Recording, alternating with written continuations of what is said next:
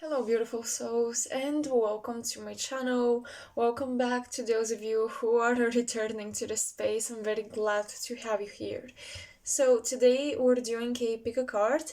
I really wanted to do one where we're discussing how can you get back on track, because I feel like 2023 is really about this, getting back on track, getting in the right headspace, emotional space, physical space, spiritual space. I really want to do this, but at the same time, I have this habit of just loving topics that are the same.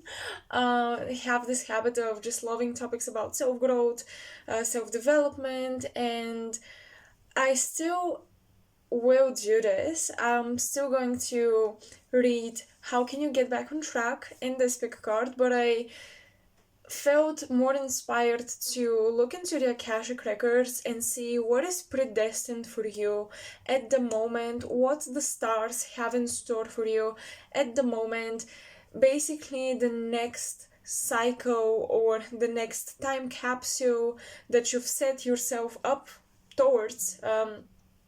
You've set yourself up for in the Akashic records. So this is going to be an Akashic records reading, but it's not so much focused on past lives or all that, more so on the present moment. And yeah, I think it's perfect for even the astrological things going on. Focusing on the present and the future is really a priority right now.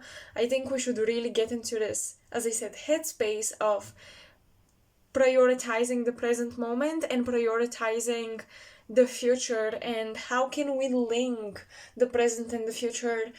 It's so good to focus on this 2023.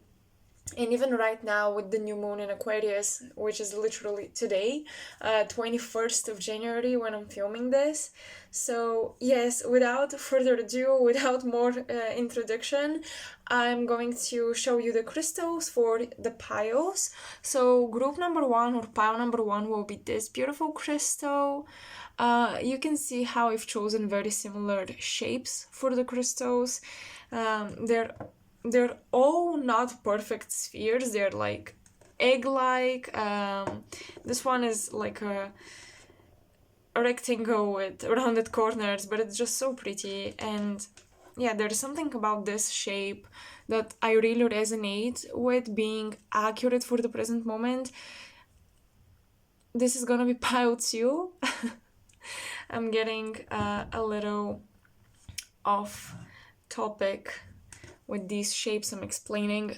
This is pile 3. Well, honestly, the egg shape or the non-perfect sphere talks about generated potential, like impregnation, being full of life within that is about to be born, life that is about to come forth. The egg is the creative impulse in the universe. This is what it symbolizes. And I guess subconsciously that's why I was attracted to these particular crystals. So pile 1, pile 2, pile 3. Go ahead in the timestamps and choose your pile. You can meditate on these crystals, or you can just pick the numbers, whatever is right for you, however you do this process. Just please try to include some intuitive process when you're picking a pile. Don't go random about it unless you're an Aries. You're allowed to. I'm just kidding. Okay, so I'll see you in your reading. Hello pile 1 and welcome. If you guys chose this one, the first crystal, this is gonna be your reading. I have all my decks nearby, so let me think which one I want to begin with for you. Well, since we're channeling these star predestined events for you, let's go and use the Star Codes Astro Oracle. I love my astrology oracles. They're just so great and so all-encompassing. So what is predestined in the Akashic records of pile 1? because I don't have prepared piles, as you can see, I'm gonna be pulling cards. I also want to do some channeling, so this may take me some time. If you've been on my channel, you probably know how it goes, but yeah, my readings are kind of slow, and I hope you're fine with this. Okay, pile 1.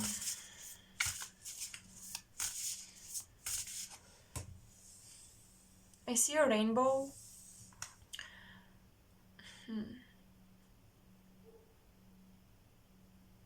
Crossing over the rainbow is what I'm getting, and what the stars, I feel like these are your star guides communicating with me, because this was my intention for this reading.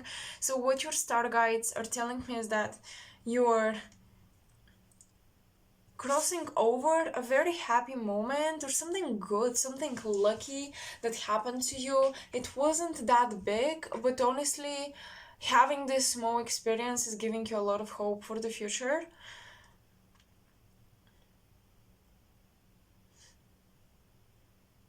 That rainbow moment where things felt so light-hearted and in alignment in your life, you're passing this, like you're moving on from this experience, but it doesn't mean that you're gonna lose the mark or the trace of happiness that this left in your life.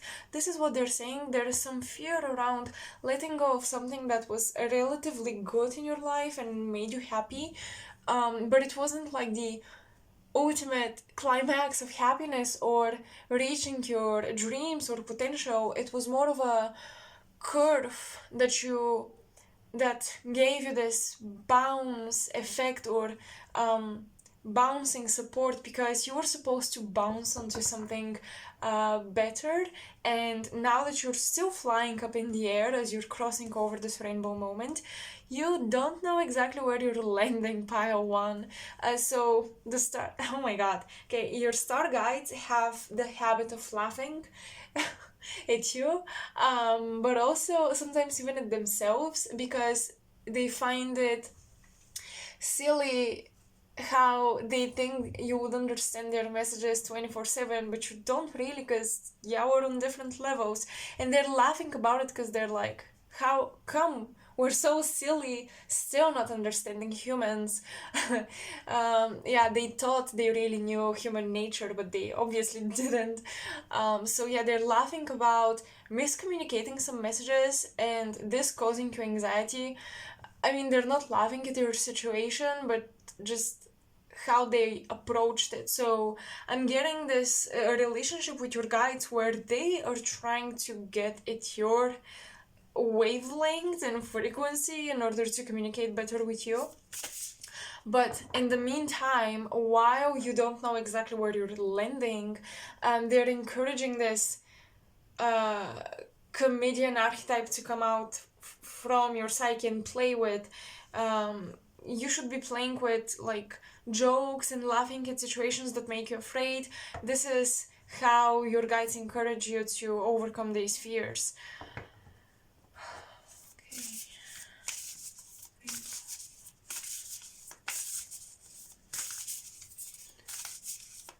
What is predestined for pile 1? Okay, I'm hearing getting your health back. This rainbow, I don't know, it keeps appearing and it gives me different messages every time I have a vision of it. The rainbow now starts to give me messages around your health and repairing your health, putting all the pieces back together, making your body work optimally as it used to, and overcoming some moment of lack of clarity around your health, not knowing what was wrong or what was going on. I do see that you're going to land in a happy place when it comes to your health state in general. So it's improving. Mercury with the caduceus and the snakes, which are tightly connected to healing and pharmacies and just the health industry. Do I think the health industry is healing us? Well, maybe not really, but still this symbology is about, restoring the vitality within. So we have Mercury with messages, so I think you guys are hearing good news about your health, which is supposed to kind of liberate you and take some weight off your shoulders.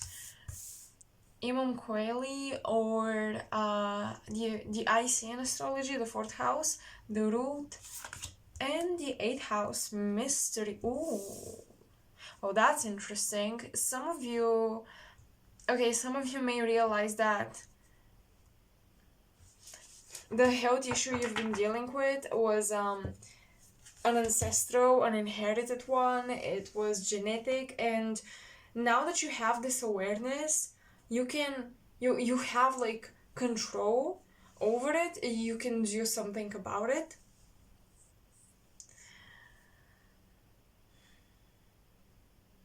Okay, they're moving on from the health stuff. They're moving on. They want to communicate something else now.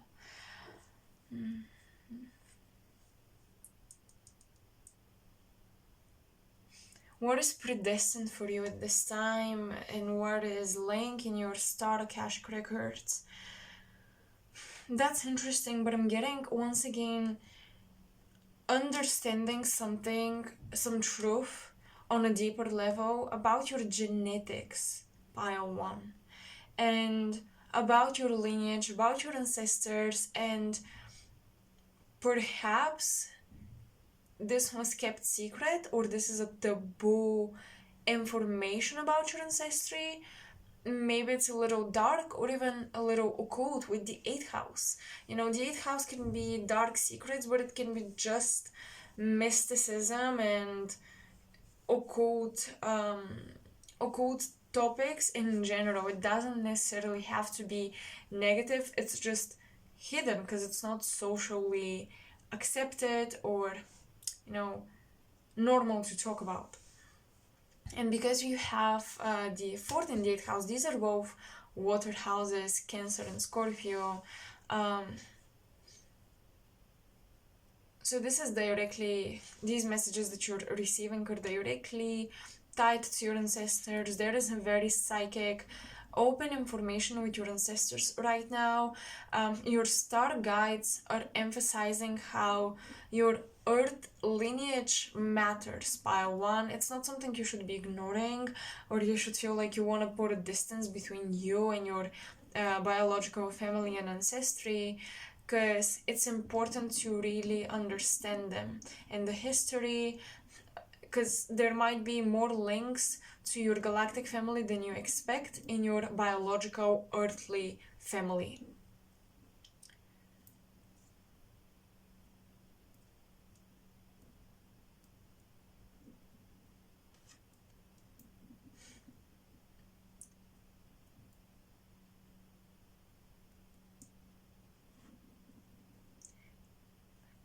Mercury can symbolize siblings or, cousins, even just relatives younger than you, or people you were in a friend group with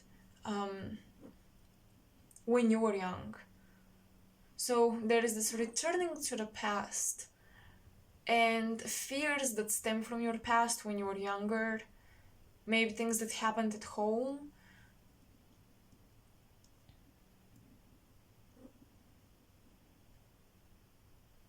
Mercury wants to give you a different perspective on what happened in your past, in the home environment, in the family environment, because this probably weakened your aura, because I'm getting once again this restoration with the snakes, and Mercury is trying to give you a different point of view in order to restore something you lost, because the 8th house is the house of death.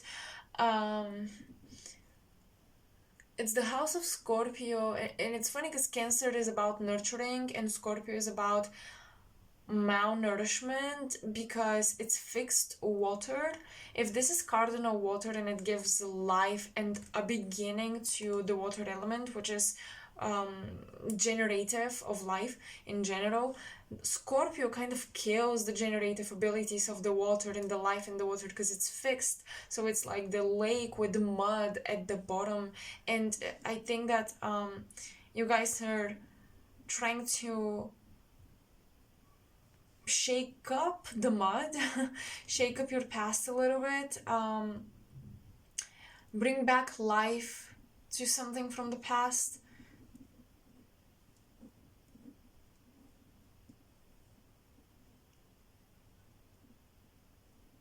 I'm hearing some of you are dealing with an Aquarian family member or relative, someone that didn't nurture you as they should have.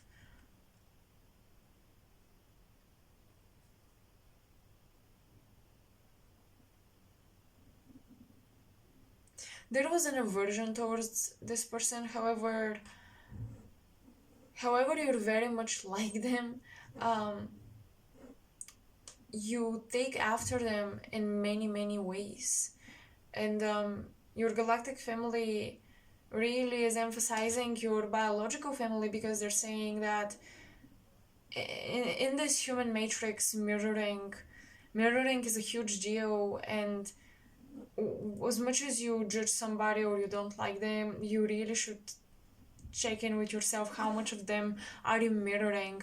Because Mercury is also about realizing duality. So yes, I think you guys, in order to move on with your future, to really focus on it, you really have to take care of some prejudices that you're holding against your past and family members in your past, because you're unconsciously recreating their exact patterns of action, and that's not useful to you, not anymore. So there's a huge awakening to how similar you are to some family members, because there is a deep desire to differentiate yourself. This is something, when I pulled out the cards, that I first got, that there's a deep desire to differentiate yourself from your family at this point in your life, because you realize that this has been what's been holding you back from moving on with your future. Not feeling different enough or unique enough, feeling bound to family karma or patterns, something inherited as well. Perhaps you've been occupying, perhaps you've been engaging with intellectual activity that really mirrors what your ancestors did. It's in the same field, similar job, so there is a deep need to differentiate yourself. It's very intense, but this intensity, like Scorpio energy, will take you into the deepest part of your chart, which is actually the 4th house of Cancer. This is the deepest part of our chart. It will take you to the root of this mirror. It will take you to the root causes of you being flaky or fake or surface based, surface oriented, surface level, when it comes to your intellectual interests and activities and engagements. Because yeah, Mercury is detail oriented as far as connecting the dots and just making something out of it, but it's not as deep into the details as Virgo is, for example. So Mercury in of itself as energy can be very flaky and very trickster-like. So you're starting to catch yourself, pile 1. Every time you play a trick on yourself, or every time you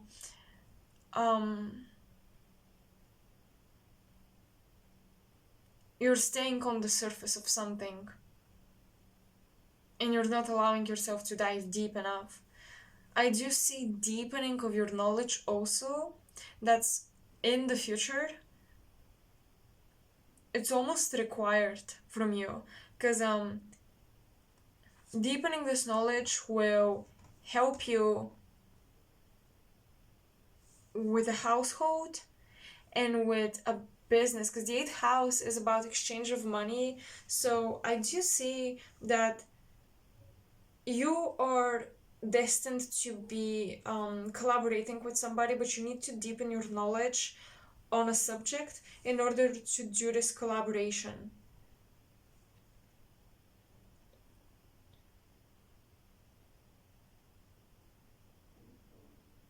And I feel like a home or a property is at stake.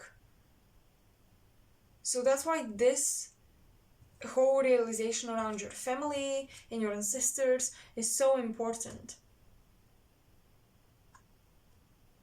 Because you're very close to slipping into a karmic cycle that they've been cycling through many generations.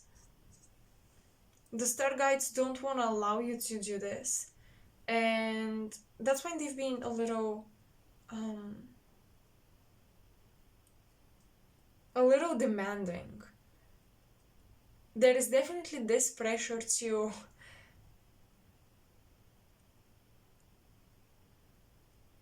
I know this sounds very weird, but to basically find your own intelligence. There's been pressure to discover your deep personal intelligence that you possess, that comes from you, from your soul, that isn't inherited or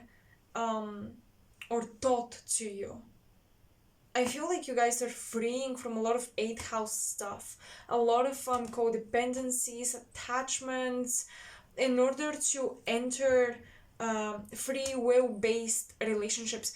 It's funny because with the 8th house, what I see is that there's been some sort of entrapment in relationships, intimate partnerships, or even business partnerships, because this is the 8th house, contracts to banks, etc., people with power and money and influence, because this has been a pattern that took place in your family, and you are very attracted to the same people that family members or important authorities, or maybe even your mother with the IC were attracted to. You go partner with these people, and with these circumstances you engage with. And now that you're kind of realizing, wait, I want to be my separate being, this will honestly happen by you not ignoring your family history. By understanding it better, you can properly claim your sovereignty, your authority, your individuality, and then go off and make partnerships, right? That's okay, but from a place of free will, not karmic cycling. So in your future, I see, I'm hearing autonomous based partnerships and free will based partnerships.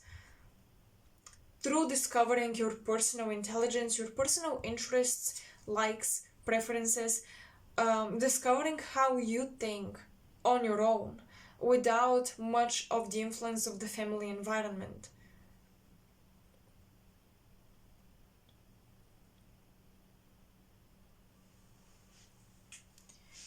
Okay, well, that was a little intense. What's in the future of your Akashic Records? File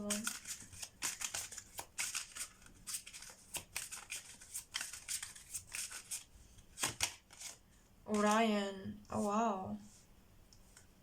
This is the Knight of Swords. Skill, ambition, and momentum.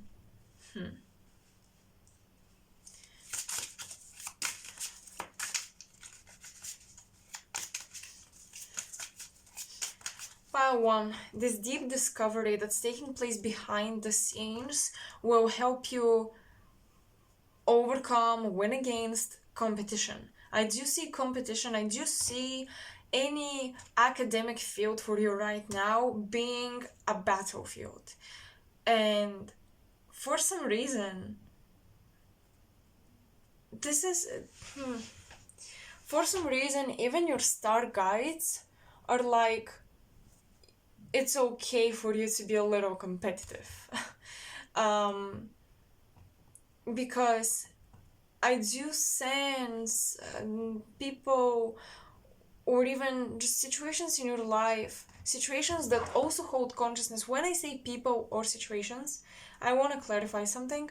People, are thinking, and they consciously, intentionally, or unconsciously choose to do certain things, but they are a form of being, right? It's a soul, it's a being, it's a separate being from you. And when I say situations, these situations also hold consciousness. I've mentioned this before, it's called an egregore. So different situations hold spirits or entities or consciousness that manifest these situations on the 3D plane. So when I say there's been trials by people to kind of take over your mind or steal your mind, or direct your mind in a direction where it stays on the surface. Situations in your life or the egregores ruling or creating, manifesting these situations. You could think of these egregores as spirits that have no material body or vessel, but they do manifest just like us humans manifest. These egregores in the situations, they also try this. So there are things in your life, situations in your life, which also try to lead you to remain on the surface level. And this is why your star guides, when it comes to this, they're fine with you being a little competitive. They're fine with you using your warrior-like skills a little bit more.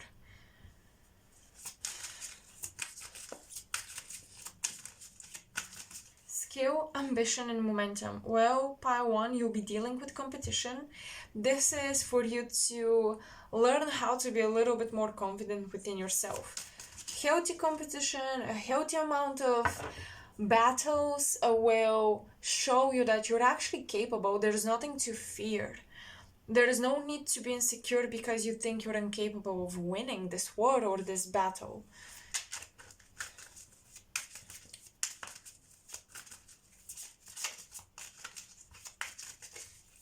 So yeah, I do see for many of you academic competition, intellectual, mental competition, and it could be even with people that you consider close. Mental, intellectual competition with people that you consider close, pile 1, with the 4th house and the 8th house. I mean, these are people that you've let in the intimate areas of your life.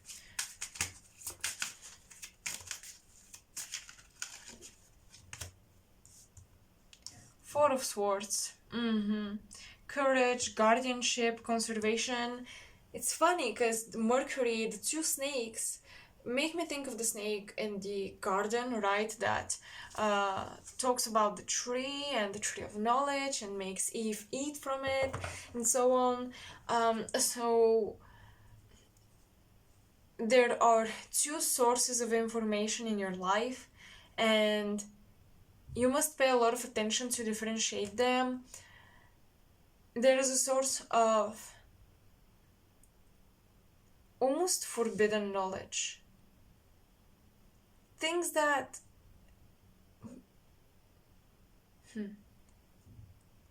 things that people make you feel like are not important.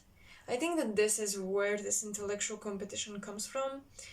You mention a topic, you mention something, and people downplay it. They're like, that's BS, that is not important. Why are you even thinking about these things? Does it even matter? Is it going to fix your life? Things like that. Really gaslighting your explorations mentally. And then the other source of information is the one making you question. So yeah, there's a battle between the teachers or the programmers of your mind. Because you really are at the stage of being a student, pile one. Even if you teach, etc., right now the Akashic Records indicate that you are learning a lot about yourself on a deeper level, about yourself on a level that you've never explored before. Even if you dived within and you've studied yourself, you're going even deeper now. And the purpose of this deepening is not just for self-awareness, it's actually for liberating yourself from the ideas placed upon you by others that manipulated you or controlled you in some way. And the Four of Swords is the card of meditation usually, but here we have a little bit of a different meaning. This is supposed to be Jupiter in Libra in an astrological reference, but this is courage, guardianship, and conservation, which is very different than the traditional Four of Swords. So I'm going to follow the deck here. You have to be courageous to defend your opinion, to protect your opinion, and to conserve your ideas and your thoughts. That's why writing them down is good, because the egregores and the people in your life right now might be probing you a little bit, and they might be trying to make you question and doubt yourself to the point where you forget ideas that came to you. You forget epiphanies that you had. It's like, oh my god, what was I thinking about this morning when I had my coffee? I remember I was really exploring a subject here, but what was it? I don't know, man, I forgot. This type of situation may take place for you. And that's why writing down your ideas is good, because the fourth house is ruled by the moon. The moon in astrology is connected to memory, and Mercury is the intellectual process. So the eighth house is a house of death and rebirth. Okay, so there is for you right now in your future, you're entering a period of your life where you will be constantly recycling ideas, but you shouldn't be necessarily letting go of them. Don't let your memory die on you and just make you lose great insight. You will recycle through this. You may change your opinion 1,000 times, but you want to know where it started from, where it led you to, what idea it led you to, and then where it ended. This whole process of going through the idea. It's important. It is important because these ideas will be the root of something. The fourth house is the foundation, so they will be a root of something connected to your skill, to your ambitions about your future and what you want to create, to the momentum of manifestation that you try to have and maintain. These ideas will be the root, the inspiration, so don't forget them. Don't let the world and people in your world distract you from your insights, because this is what is happening. At least this is what the cards are showing me.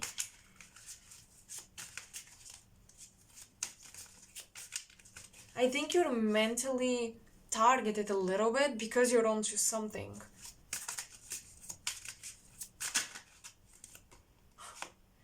Nebula, theory, ideation, and process. Okay. We have Ursa Major and Ursa Minor, which is like the big bear and the little bear, or the small bear in the constellations. This is Six of Swords, and we have identity, essential nature, and awareness. I mean, the cards are kind of confirming what I was talking about. So let's pull one more. Quasar, exchange of energy and consumption. Whew. 8th house, baby. There is a power dynamic here with your intellectual property, period.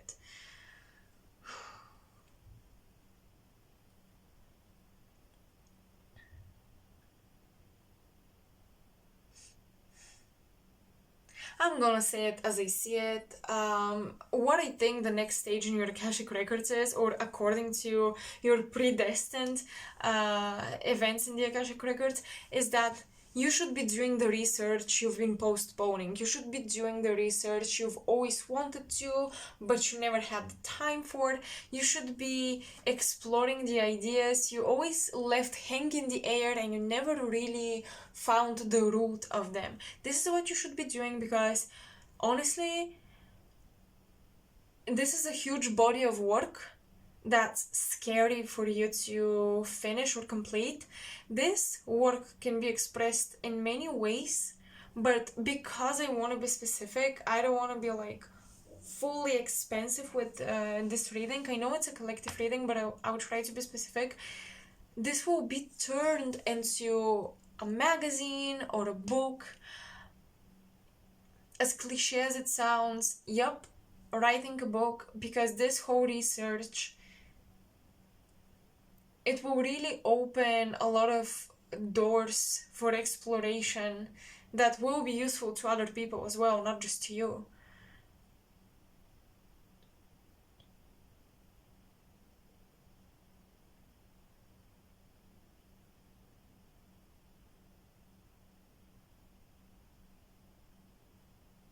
So putting everything together.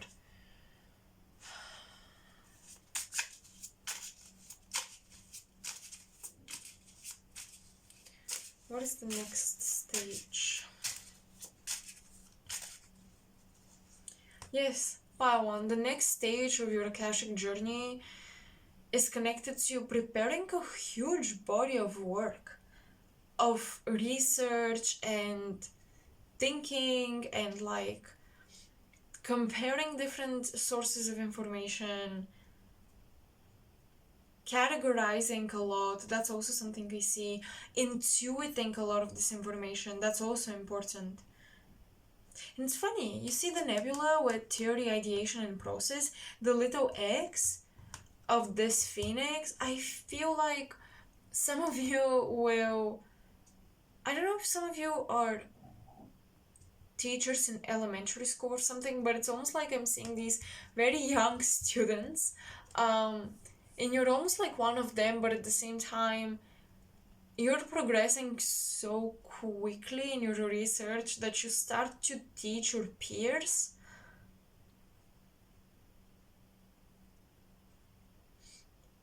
And also that this body of work will become your teaching in the future. So you're not fully yet the Hierophant or the High Priestess, the one educating those who need guidance and knowledge and those who are looking for it. You're still on the journey of building this body of work. But did you see almost like the first signs of students appearing in your life? Kind of funny. I have like a funny vision of this game where you have a hammer and you try to hit a doll that pops out of different holes. You try to hit it and you most of the times miss. And this is how your students kind of appear in your life right now. Boom, one is up, you try to come in contact with them, but then they get lost, they don't really follow through, but then another one is up. This is like trial and error in terms of how you convey information and how you teach. You are in the process of learning how to teach, pile one, learning how to communicate, because this research is so extensive and a lot of it you understand on an intuitive level, so you're trying to verbalize your intuition, give it words, give it a physical form, give it a practical expression in the material world,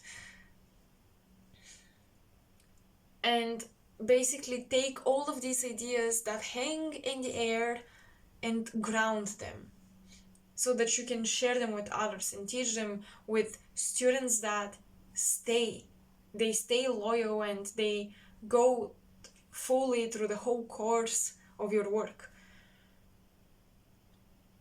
So I think that your future is great for, doing this research, gathering information, organizing, categorizing, putting things together, putting things apart, and building a pile of work, like building a pile of literature that you wrote based on your research. This is great. So if you're writing like a PhD, a thesis, any sort of book,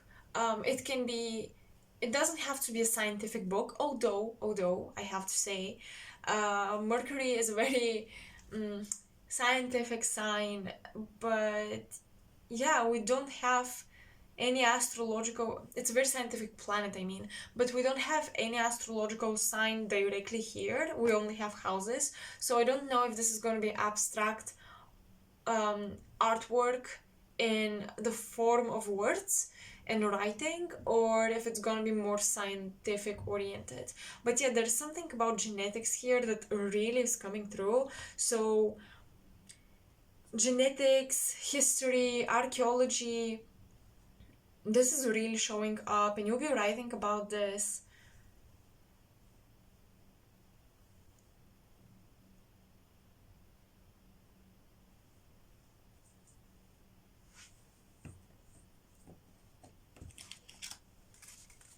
What is in your future? Okay, I think we already understood the messages of these cards. I wanna see what else the future is bringing you, or maybe what are the results of this work. Shakti, energy. Wow. Oh, this is interesting. You almost have no cards that indicate something solidifying or materializing. This can be a little frustrating. I understand, pile one. Beliefs. Minerva. Minerva can be considered Martian energy or ruler of Aries. And Aries is esoterically ruled by Mercury, not Mars. So there's this Mars-Mercury connection here. So almost aggressively and very quickly diving, piercing through knowledge, if that makes sense. So your mind is very sharp, and it's almost like a warrior.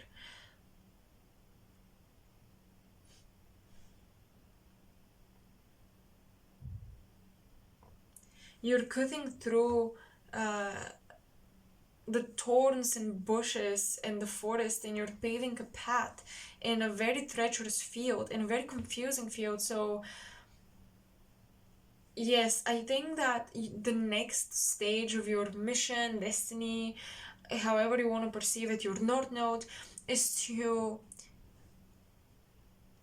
pave a path through the treacherous field or forest, and pave a clear path that will orient people, that will restore the focus of their energy, that will restore a balanced aura.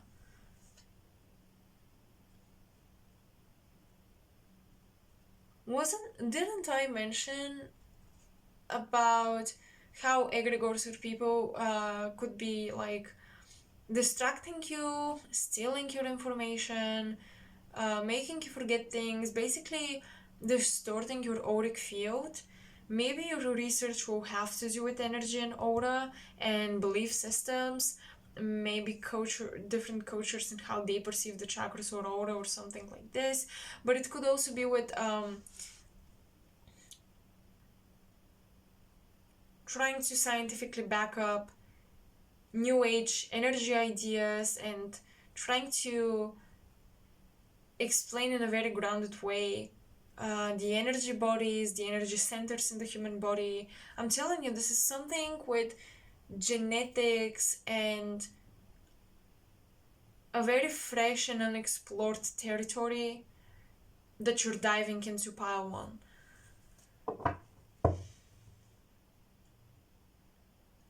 By the way, not for all of you this has to be your job. your career, etc.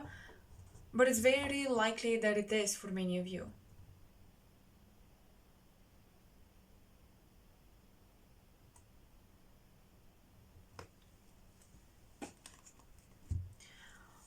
I wonder if I want to pull other cards to see if there are more specific events that will be taking place. So yeah, let's ask about events that are in your Akashic records, because this is like the process, right? The journey, the approach, what's going on with you. But I want to see more particular events that you can expect.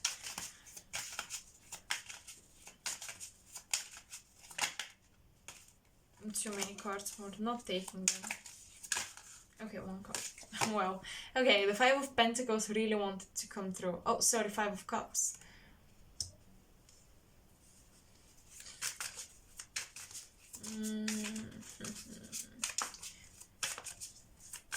There is an illusion of your emotional needs not being met. There is an illusion of lack of love, or you're mourning old love that wasn't enough, that wasn't good enough, and you're not allowing yourself to enjoy your present relationships.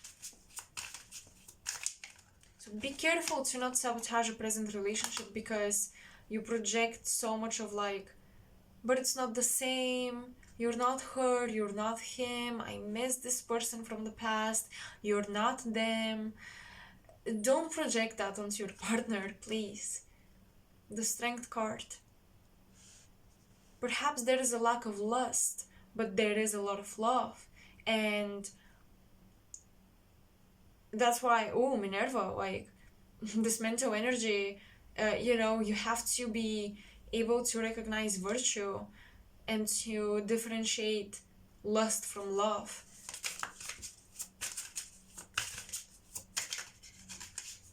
Eighth house versus fourth house. I mean, eighth house is a little taboo, forbidden, very passionate, very intense. The fourth house is family and nurturing and home, foundation, security. So this is not like necessarily an event, but it's a situation in your life that you'll be dealing with. 10 of Wands. Recognizing virtues within your partner that is currently with you, and recognizing that idealizing the past because of how intense it was is not going to be healthy for you in the long run.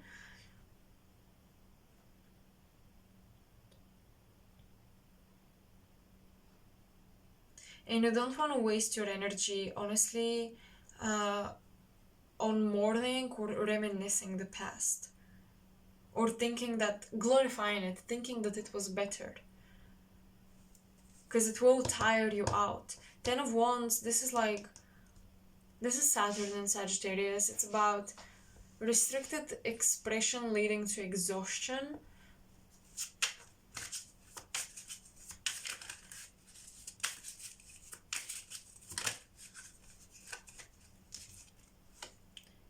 King of Swords, Seven of Swords. Okay. And Four of Swords. Oh, right. A lot of Swords energy.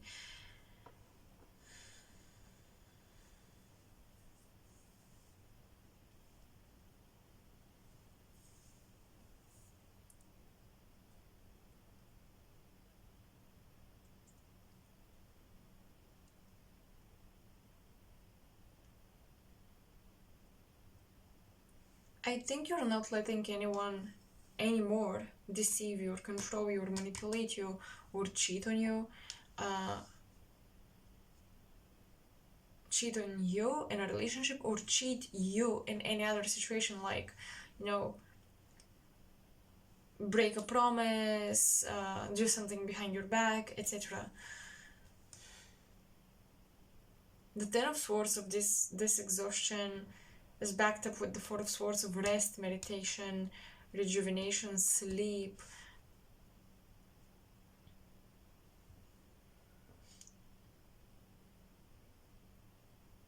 You're doing a lot of mental work pile 1. So I think you should be allowing yourselves to sleep and rest mentally.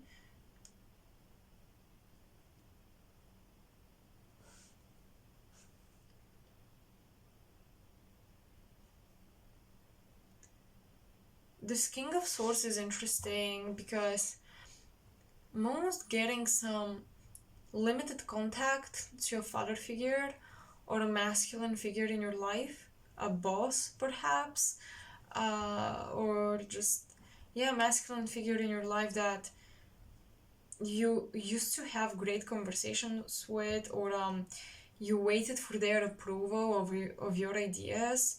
There is a limited contact, and there is a lack of empathy from this person.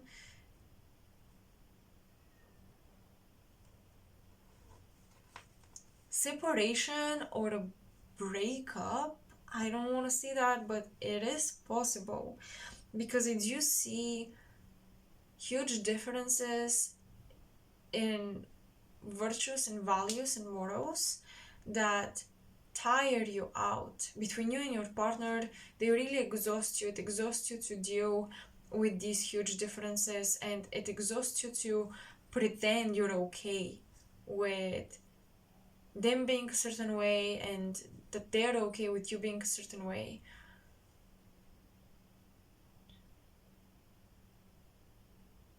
You're making peace with the loss. And I feel like, honestly, I feel like this loss already took place for you, so you're making peace with it. Um, but I don't know. I'm seeing that there is a contact that's cut off with the King of Swords, Aquarius, Gemini, Libra.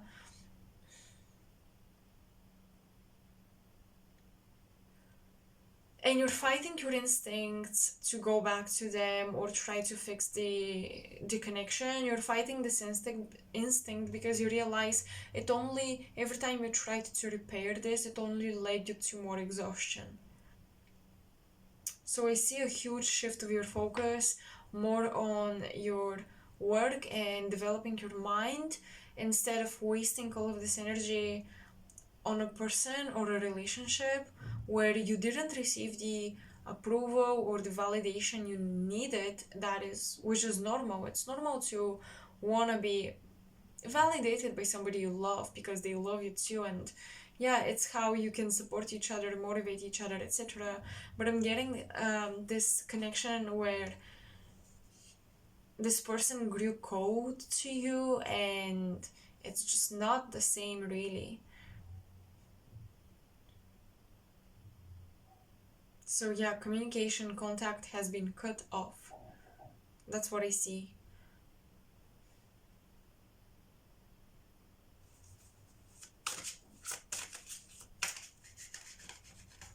Any blessings, Spirit? Let's end this on a good note. Any blessings for pile 1? Happy events, happy manifestation.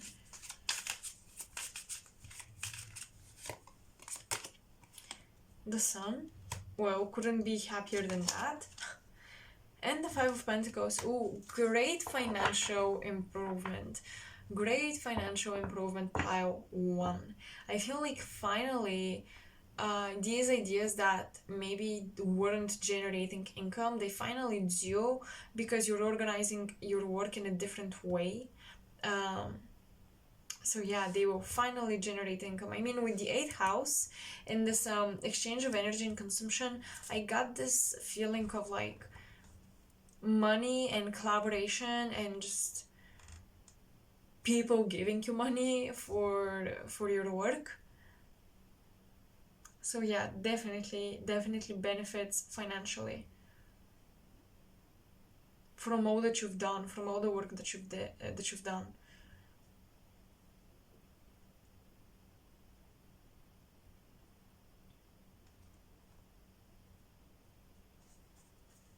And getting rid of any person or even people who've been stealing from your life force energy. With the 7 of Swords underneath the Strength card, if you want to restore your finances, you want to restore your energy, and your energy has been suffering due to relationships, not necessarily even like self-sabotage or anything like that.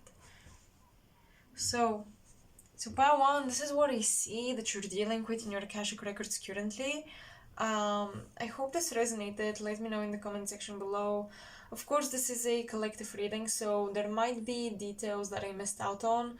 I tried to be as specific as possible, but yeah, let me know if it resonated. Let me know if it is useful and if it's helpful to you, and I hope to see you in my next video as well. You can donate to support my channel. All of my links and information are in the description box. Like, share, and subscribe, and I'll see you next time. Bye, Pile. Hello, Pile 2, welcome. So if you chose this crystal, this egg-shaped crystal, this is gonna be your reading. I realized that pile number 1 was pretty dark, although I have all of my usual lighting on, but I turned on one more light, so I hope this pile has a brighter video, okay? We'll see. Honestly, I don't know. Lights are just weird lately. I don't know. I don't like the lighting on my videos lately, but it is what it is. The most important thing is that we do this reading right and that we get the messages out. Pile 2. What predestined events are in your Akashic records? Pile 2.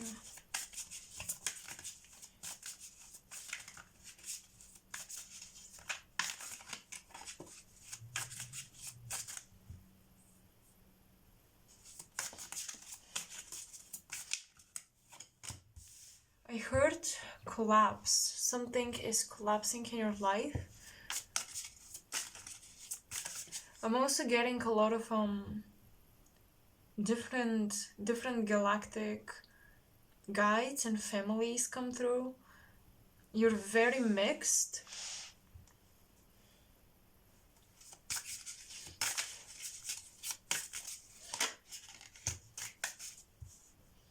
The Magician.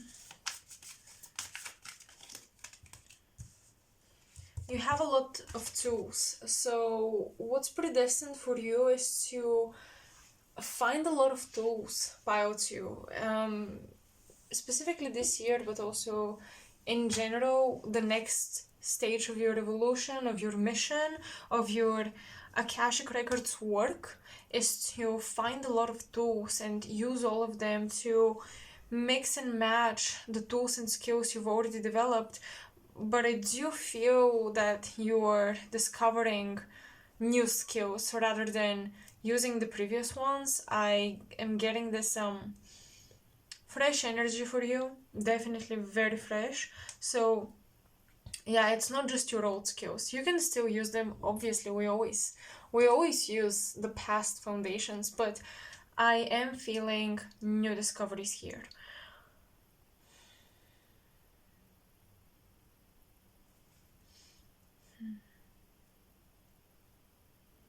I'm hearing 2 teachers. You have 2 teachers. They give me strong Libra energy because, first of all, this the back of the deck, of the cards in this deck is the Justice card, as you can see, and it's ruled by Libra. I'm getting Libra, but I'm also getting Capricorn. So Saturn is very happy in Capricorn, and it's also exalted in Libra. So you have 2 teachers that will be very useful to you, and it's very possible that they will be the one giving you the tools. There is a lot of support on your journey of studying. You're going to gain a lot from this. You may feel like you're sacrificing a lot at the moment, but you're gaining a lot at the same time from your teachers.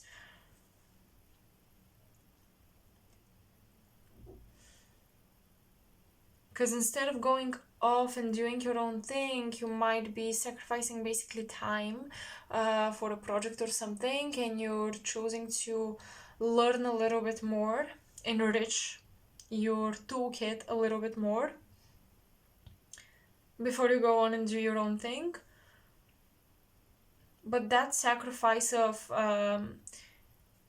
supposed independence is actually going to lead to more magic in the future.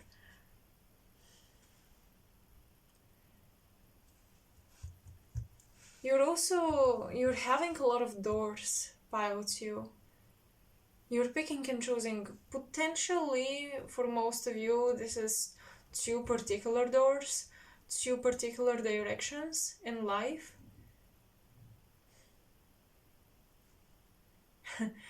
I feel that you're gonna be asked a lot of questions. I feel like people are asking you a lot of questions about your future and about decisions that you're supposed to make, because this is the universe trying to push you to decide.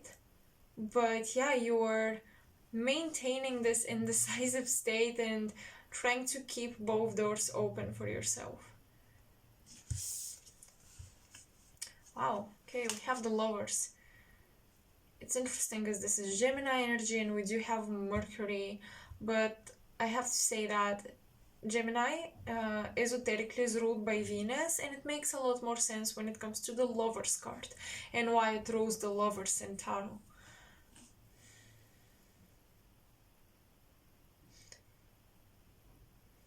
There is a contract here that you'll be signing up, which will bind you to a situation.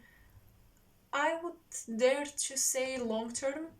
I do feel this long term energy. Also, like the Justice card or the Libra energy and the Saturn energy that I felt gives me the message of a long term contract here.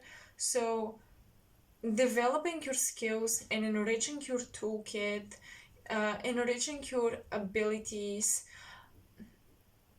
your skill set, etc.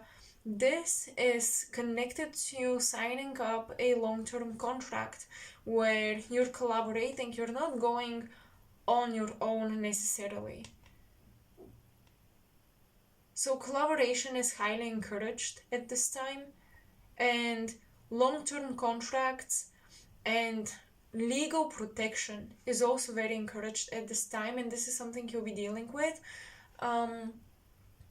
Especially, yeah, legal protection, because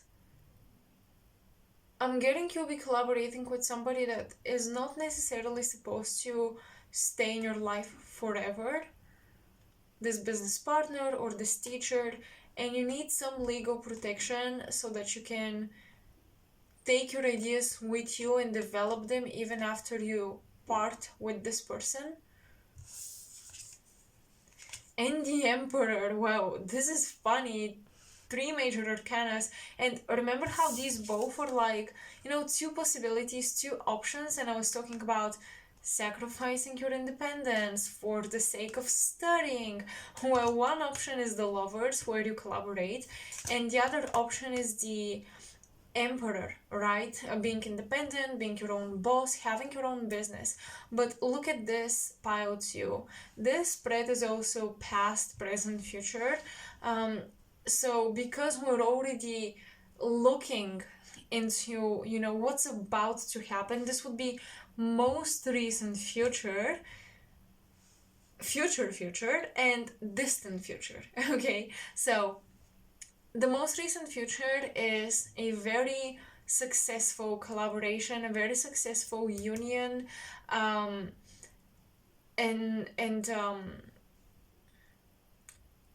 working together with somebody, signing up a contract with somebody. It's going to lead you to developing yourself a lot quicker than you thought that you can develop on your own. It's going to develop your taste, your vision, your ideas, your skills, and then, just as I said here in this card before we flipped the Emperor, after this you can go off on your own and have your own thing going. So we're going to clarify a little more details around these themes that are approaching you. But yes, collaboration is definitely recommended and encouraged. And another thing, Mercury rules Gemini in mundane astrology, or just normal astrology, but Mercury rules Aries in esoteric astrology. So these cards work very well together, very, very well together.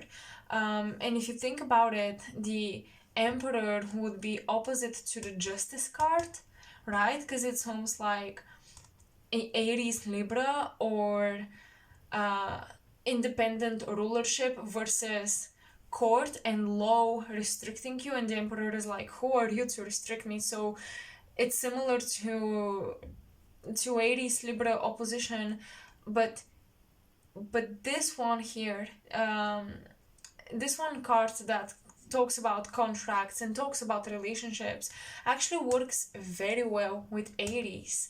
Gemini and Aries are sextiling each other, so yeah, they work very well together. They bounce ideas off of one another. So I do see you entering a community or a group where ideas are shared and bounced off of one another. You're constantly chatting about something, constantly coming up with plans, constantly creating new ideas and new visions. So I feel very exciting times are coming for you, Pile 2, when it comes to your independence. You know, the lovers of course can indicate love, so we'll see what comes up in the rest of the cards. But I just want you to know that these go very well together. I didn't know. I don't know if I've had such combination, but these cards just, they vibe with each other, which makes me feel like things are going to become a lot more harmonious after this collapse that I heard at the beginning of the reading.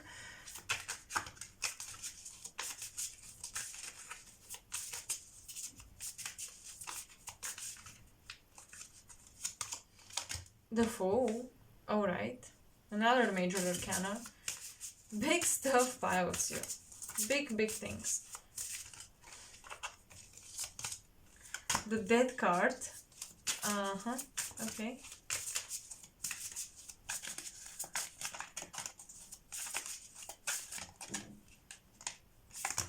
I knew it that another major arcana would come up. It's just, this became so magnetic that another major arcana couldn't not show up.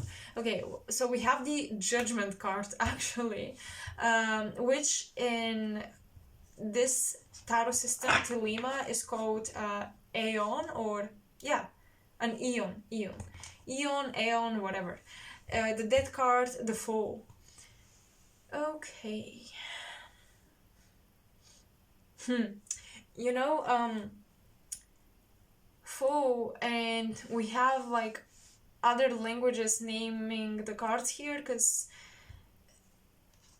this deck is created by, if I'm not wrong, let me make sure. Le Scarabeo, yes, absolutely, and they usually insert the names of the cards in many different languages. So here we have Spanish, if I'm not wrong, and it says loco, which means crazy. And the Fool in French can also translate as stupid, but also crazy. So this card is not just like, oh, you're foolish, or new beginning, etc., etc. It is being a little crazy. So I do think that it's time for you guys, it's time for you, Pile 2, to jump into a union, to jump into a commitment. Perhaps you're somebody who's always been saving yourself for something better. You're used to saying no, or maybe there hasn't been an opportunity to take a risk when it comes to contracts, commitments, collaborations, but now somebody is offering this collaboration, and if you don't jump right into it, how are you taking a risk? How are you showing the universe that I'm capable to deal with this universe? Give it to me. I can handle this. So in one way, you appear like crazy or stupid for taking this risk, but in another you appear brave, and there is this saying that God or the universe favors the brave ones, the courageous ones, and I think that this is quite true. Often, of course, there are exceptions to the rule, but I think that this is gonna be your motto for what's ahead in your Akashic records, and these are big, big events. If I have to be honest, you only have major arcanas. Yeah, these are big events.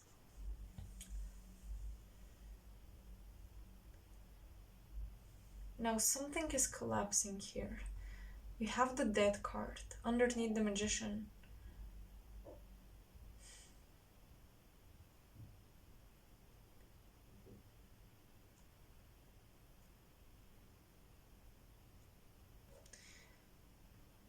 I'm getting a couple of messages here. Many of you are at a stage in your life, let's say, or a period of your life when you're not necessarily listening to your intuition as much as you are listening to your intellect. There is a mind over heart thinking and being and making decisions.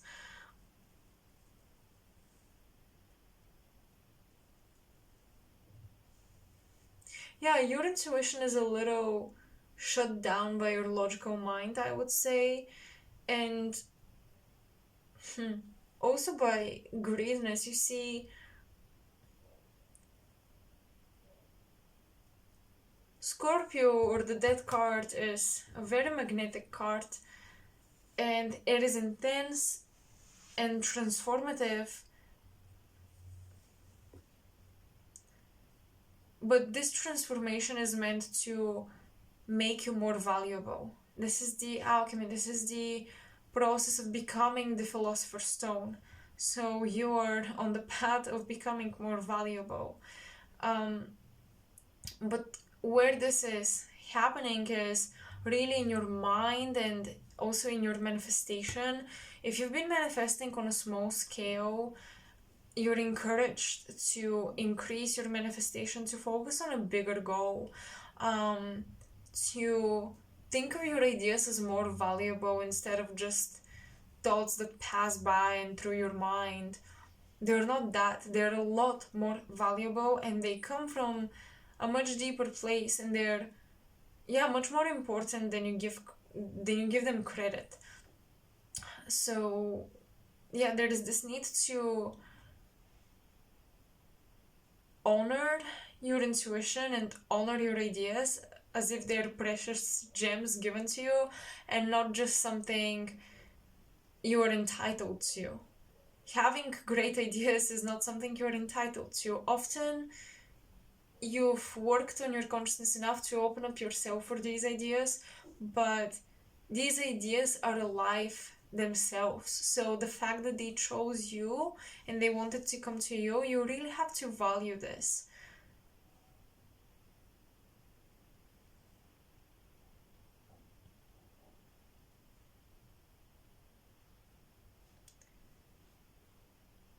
Spirit is saying that you are a little bit reckless and non-committal when it comes to your ideas. So this Lover's card is more about commitment, marriage, contract with your own self and with your own ideas until you see them fully through and fully manifest.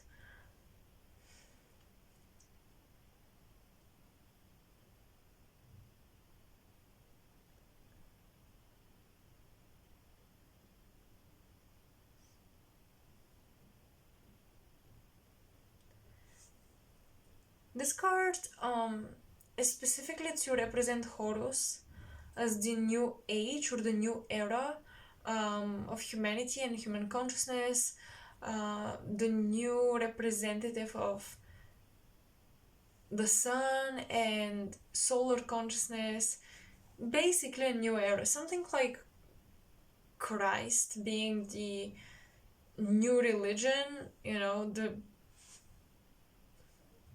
the newest religion, or the latest representative of Spirit and the Holy Spirit. So Horus is something like that in some esoteric traditions and studies, and especially for Crowley, who is the creator of this deck. So when I get this card, this quote-unquote judgment card, I don't really think of the judgment day as in oh, we're all getting our karma, there will be, you know, things from the past brought up, and they're gonna have their bad karma, or good karma, whatever they deserve, and it's gonna be, you know, literally this judgment day, which is so dramatic. No, this card in this deck is more about a new age. It talks about a new age, the horizon of a new age, and Aries is also a sign. So in astrology, Aries and Aquarius are the signs that are associated with innovation and new things. So what I see here is that when it comes to your occupation and when it comes to your ideas, it's time for a new age. Okay, it's time for something very, very fresh. It's not necessarily something nobody's done before, but something you've never dared to do before.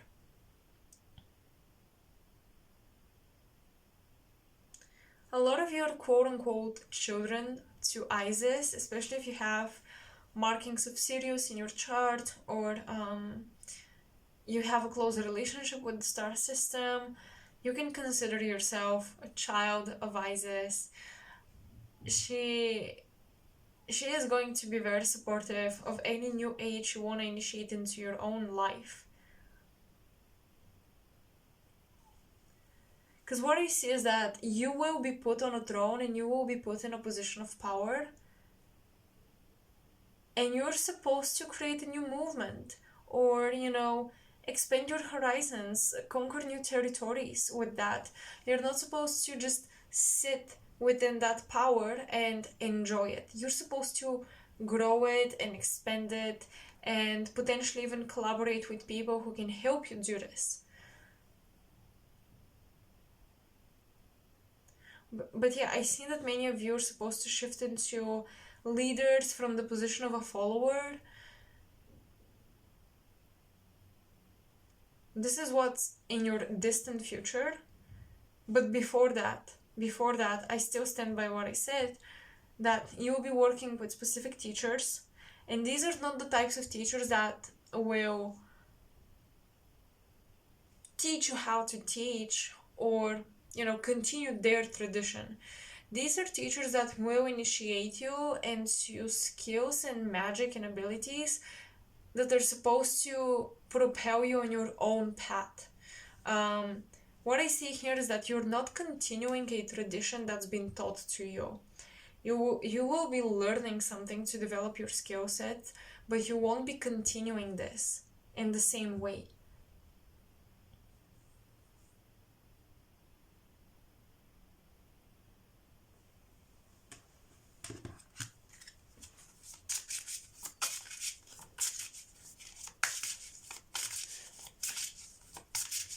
I also see that there is an opportunity for a fresh slate when it comes to your love life. New connection when it comes to your love life. A new connection that is supposed to kind of erase the past and, yeah, close that old chapter.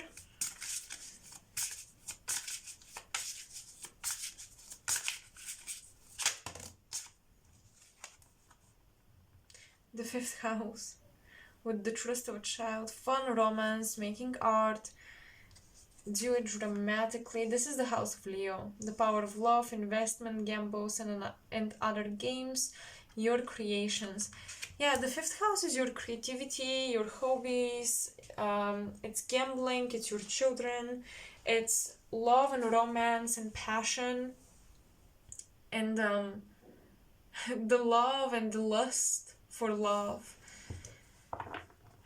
The fifth house is it's a very good, very, very good house. It's the happy house of Venus. It's the house of the sun. So it's a house that would indicate a lot of blessings. Like, I don't know much negativities associated with the fifth house, except maybe ego, but that's it, that's all. But what I see here is that yes, indeed, you will have this opportunity for new romance, new love, maybe even a new passion if you've lost your old passions. I do see you working with a teacher that will give you a new passion. They will show you a new tradition, they will teach you new things, but you will still take these teachings into your own direction. But yes, the regeneration of an old passion, the regeneration of your love life too, pile 2. This is also something that's coming up. It's good luck as well. I think that you'll be just lucky beginning something new with somebody new. What events await you? What is predestined for you? So honestly, just a positive attitude is how you can get back on track and get this destiny going and start working on these records here.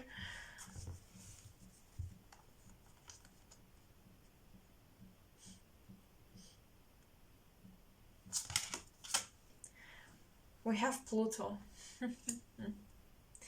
Indeed, regeneration, resurrection. Get to the heart of something, do or die, you must.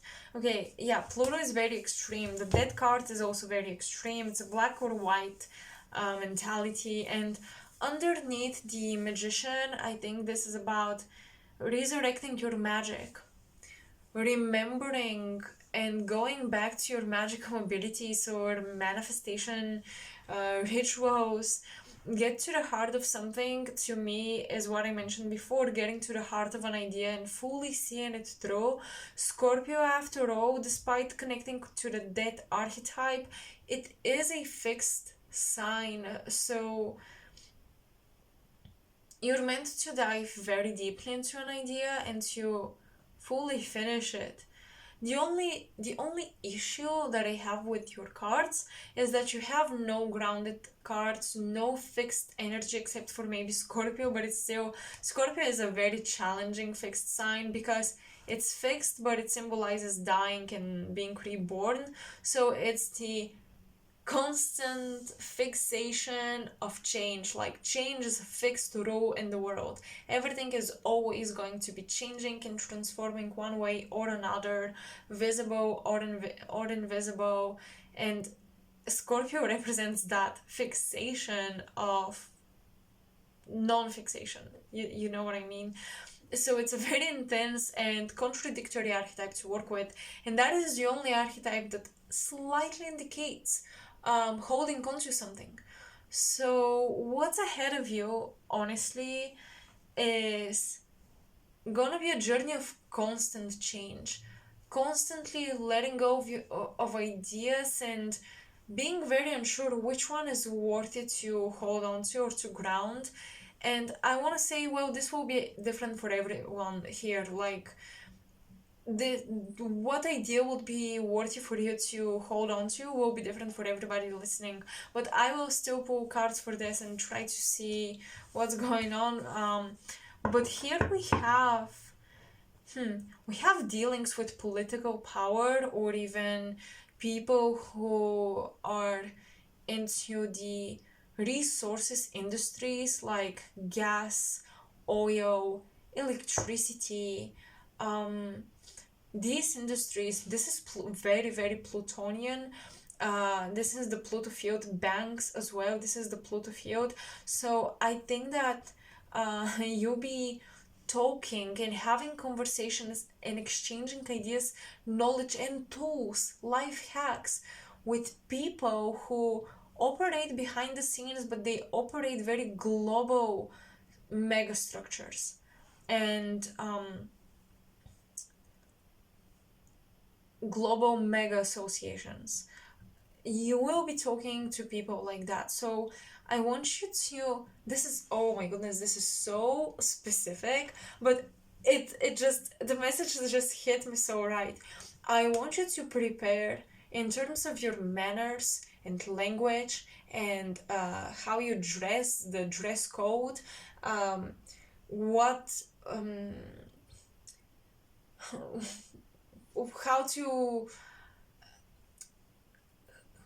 how to use, like, oh my goodness, oh, I forgot the word, damn it,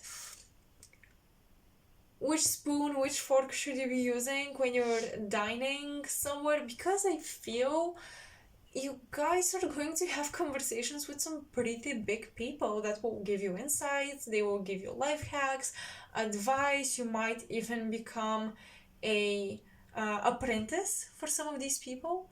So I want you to prepare your manners. So I really want you to gain a skill set, an education on how to be acting in this environment, because destiny really, the universe really wants to put you in a position of power in those circles.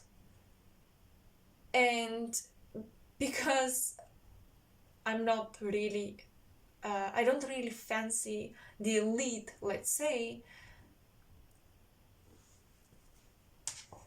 I cannot tell you, oh, you're gonna be part of the elite. It could be if that's what you want. But I personally think, I don't know if this is the cards or if it's me. Honestly, I'm not sure. So you gotta tell me what resonates more. I think that the universe really wants to put you in the position of the elite.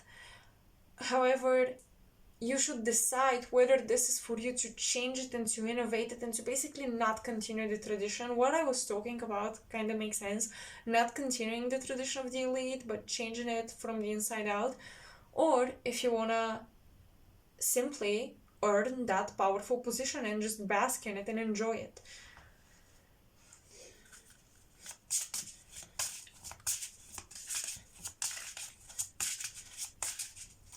And it's pure luck, Pile 2, how you get there, or at least you might think so. But there is an orchestration behind these collaborations, these unions, these conversations, these acquaintances that you meet up with. The sun. Listen. Listen, Pile 2. You will be showing up on stage. You'll be showing your repertoire with abilities, things that you can do, your knowledge. You'll be showcasing who you are and what you're capable of, and you'll be put in a leadership position, period, point blank. I don't want nobody to tell me, but that could never be me. Some way, somehow, you will have power or influence over the masses. Some way, somehow, you're gaining fame, a position in an elite circle or group, a position of power. That's it. This is it, period. That's what's coming through very strong in every next card that I pull out.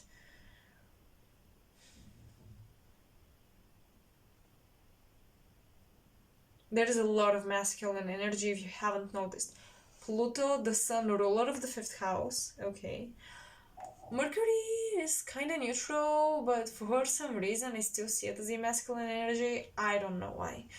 We have Aries, we have Pluto once again, we have Horus, which is the male deity, and we have the Fool, which is usually represented by a guy on the card.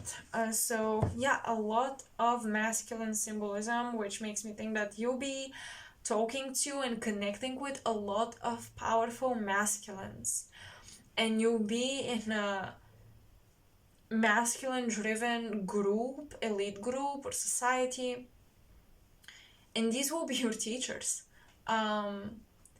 These will be the teachers, these will be your helpers, your advisors. And for many of you, it's possible that you're also attracting such an individual as a love interest.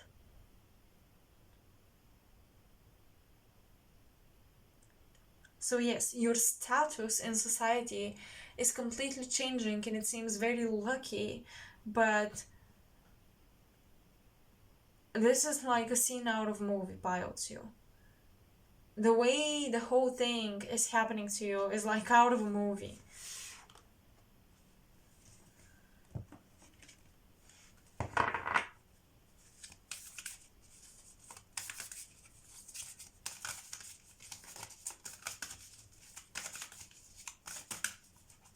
what's it?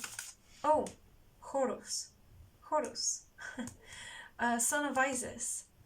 Goddess of the sun, grandchild to Ra, the sun god, and Horus being like a new solar age or a new solar laws representative. Well, here it is, right here. Aries is also the new horizon for the sun.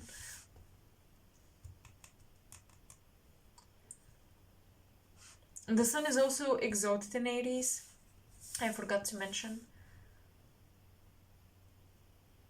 So absolutely, I feel like you're gonna be entering a true peak. It's very energetic time period of your life, a true peak in your career, a true peak in your dreams and manifestation.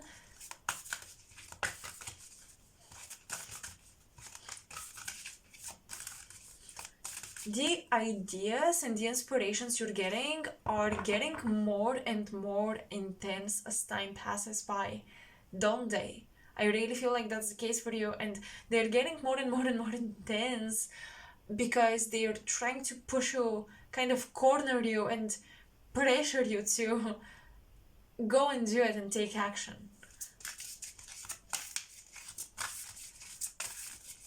But there are so many things happening behind the scenes, orchestrating for you. This is the Isis Oracle, and I knew it. You know what? I don't know why, but I felt like I should be getting this deck and this Isis Oracle for pile 2, although I've already prepared the decks for this pick a card, but I just wanted something fresh and new. I was like, I definitely need this. I don't know why, I just want to switch things up, and there is a reason this Horus archetype coming through with Isis being in the Oracle. I mean, come on. There's no coincidence here. Portal of Light, she guides on wings through time and space.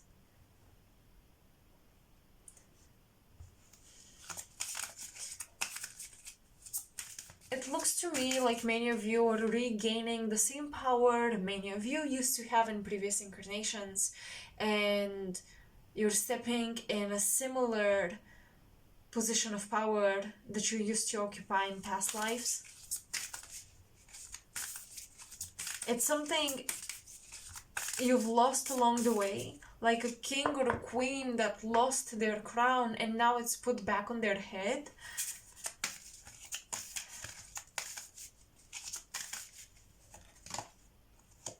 The lunar queen, she of the celestial crescent.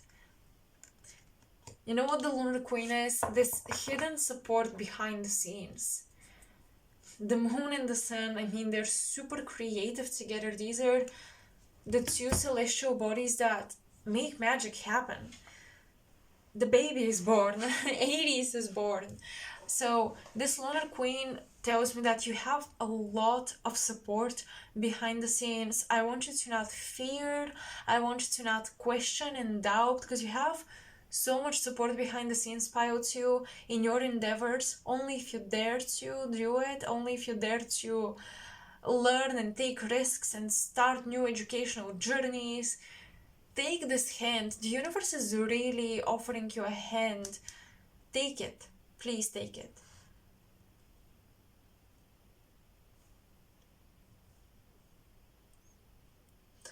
I think many of you had something like quote-unquote karma to learn and fix and just balance human lessons, etc. And in your Akashic records, you were dealing with, interestingly enough, new stuff, new things that you were supposed to learn and heal, because in past lives these were like your weak spots, but now that you've healed those, this new period in your Akashic records is a continuation of your previous legacy. However, this time you're a little more enlightened than the last time. So the beginning of your life, perhaps you didn't feel this potential, or you didn't see signs of it ever coming true. But now you've reached the stage where you've learned enough of your lessons And I don't wanna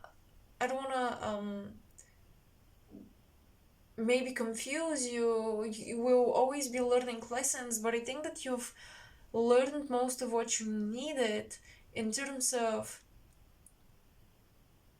almost dealing with human stuff outside of your journey, outside of your life path. Does that make sense? Like the beginning of your life was just testing and practice and exercise how to be human, how to learn these lessons, how to do certain things, and now you can go back to the initial reason why you incarnated.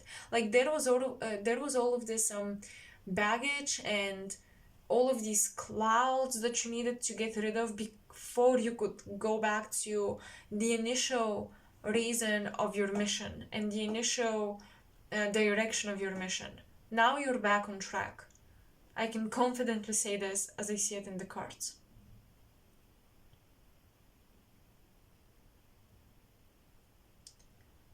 So another thing that I want to mention before I close this file, because I feel like everything I said until now is pretty self-explanatory. Another thing about the sun and the fifth house and even the lovers in Mercury, there is a performative component here. So I think some of you could be really growing and blossoming in the artist industry, in the entertainment industry, and gaining a lot of power and being put in a position of power through that, really.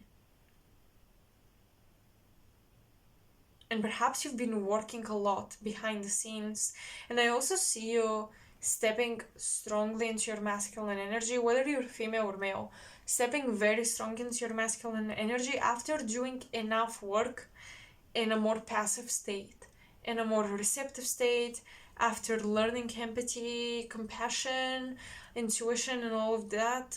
You're now stepping into your masculine energy because it's calling you. And you have a lot of support still from all these feminine qualities you've developed. You have a lot of hidden helpers. But you yourself are not supposed to remain secret forever. You cannot help people in secret forever. Not anymore. You're supposed to now help a bigger community, a more global group of people. Or you're supposed to show yourself and show your talents and your abilities to a bigger group of people. So no longer hiding. You're no longer a supportive character in the background. Now you have a lot of supportive characters in the background for all the good things you've done for them. Now they're gonna be your supporters. But I do see major transformation in fame and results.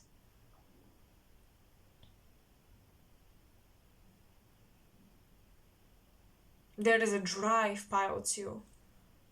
And you cannot escape it no more, and you cannot ignore it no more.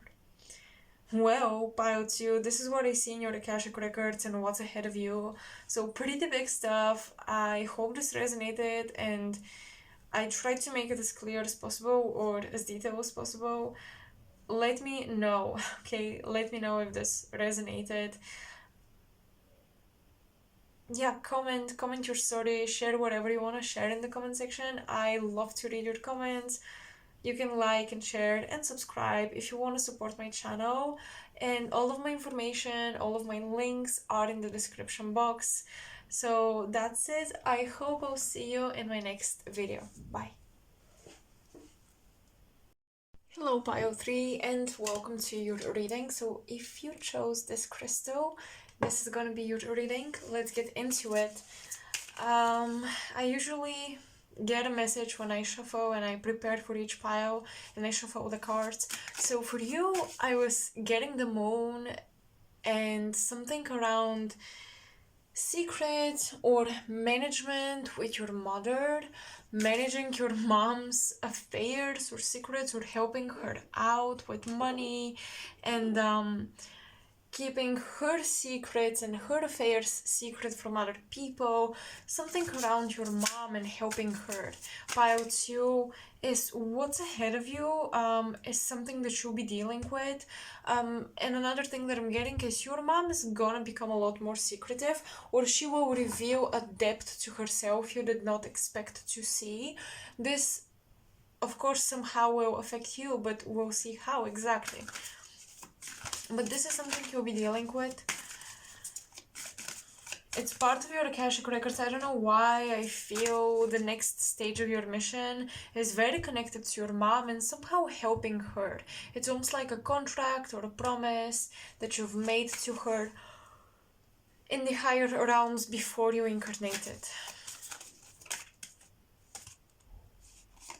Queen of Cups. Yes, perhaps you're helping her with her ideas and creativity or her emotional well-being, emotional management here, emotional support and nurturing. You will be mothering your mothers, pile 3. This is coming through very strong. You definitely have a contract with your moms to fulfill. Now, I realize that some of you may not speak to your mom, or maybe your mother has passed on. So in that case, for those of you who have your mothers on the other side, in that case, this is definitely spiritual work that you'll be doing with her. And her spirit being with you through something that you're accomplishing. She's being with you through events where you really have to manage your emotions. You cannot let them take over fully. And for those of you who simply don't talk to your moms, well, this could be revelations about the past or about things with your mom happened the way they did, and potential opening for communication with her.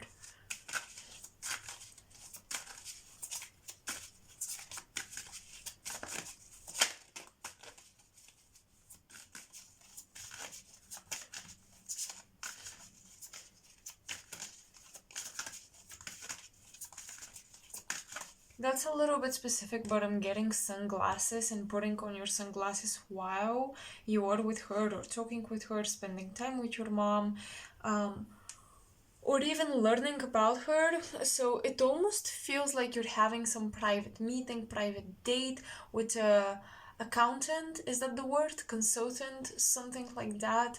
A person that is telling you about your mother's affairs. Money is coming through a lot also. So the sunglasses to me represent trying to keep it official, trying to keep a distance, trying to not show emotions, right? You're covering your eyes. You don't want to be exposed to the truth or be vulnerable at the presence of truth. So there will be a very truthful conversation, but at the same time, you don't want to be exposed or vulnerable because of truth coming out to the surface. So you're kind of covering yourself. You're playing a little professional, a little cool, calm, and collected. And this is really a facade you're putting on because I feel like you have to do it.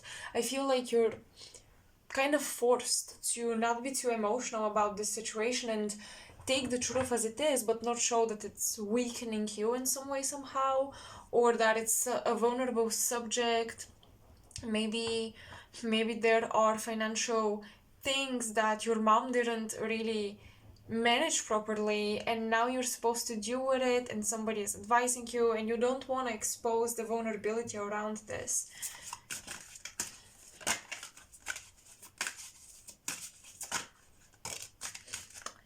Yes, there is definitely communication, fast communication, very direct, because this is Mercury in Sagittarius, very direct communication. And it's coming from a higher plane, so from an authority. Okay, these secrets, these revelations, your mom could mention something, but I feel like for many of you, especially for those who are in no contact with your mothers, or your mom has passed on, you would receive communication about her dealings, her affairs throughout her life from an authority figure, from somebody at a higher position. This is going to be a huge focus in your life. Many of you are taking on part of your mother's baggage and karma, and you're dealing with it. You see the Queen of Swords, you gotta be very logical through a very emotional moment. You have to be very collected through a very chaotic moment in your life when it comes to the moment of communication specifically. You have to really keep your cool. There's almost something about exposing yourself could be harmful to you or both of you. So exposing how you truly feel about the situation could be harmful, and this is why you really need to have a cool mask put on. Okay, wow. Pile 3, what is this? What are these events in the Akashic Records you're dealing with? Heartbreak, 10 of Swords, endings. Is there any other card? Okay.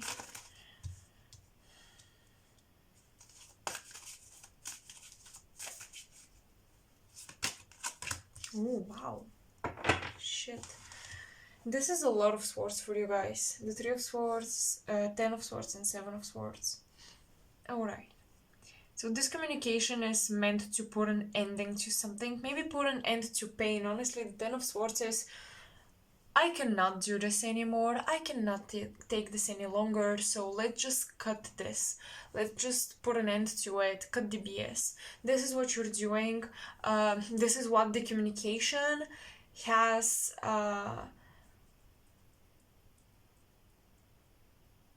this is what the communication will lead to, hopefully, but also that is the reason why this communication is happening. Like the intention...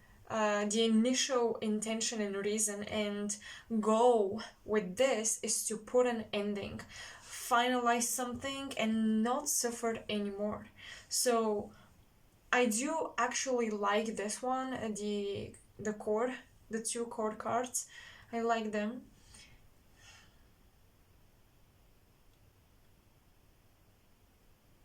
Now with the 3 of Swords, of course, this is pain and heartbreak, and even like mind over heart type of situation. So once again, it's not gonna be easy for you to be logical and cool and collected throughout this situation. So yes, this is something you really have to prepare for, Pile 3. I don't want you to live in a state of mind where you're expecting something bad to happen, but more so prepare yourselves emotionally and to be able to hold together your feelings. Because as I said, it could be harmful. Somebody could benefit from your vulnerability or cheat somehow in the communication, in the conversation, due to your vulnerabilities. But honestly, for many of you, these are 2 females also communicating. Now, I'm getting into different messages here, so I hope you can follow me. We're kind of now putting aside the authority communication thing, and we're moving into a new message. This is communication between 2 feminine energies, particularly, females, because queens, I do like to use the genders of the cards to kind of dictate the people in the situation.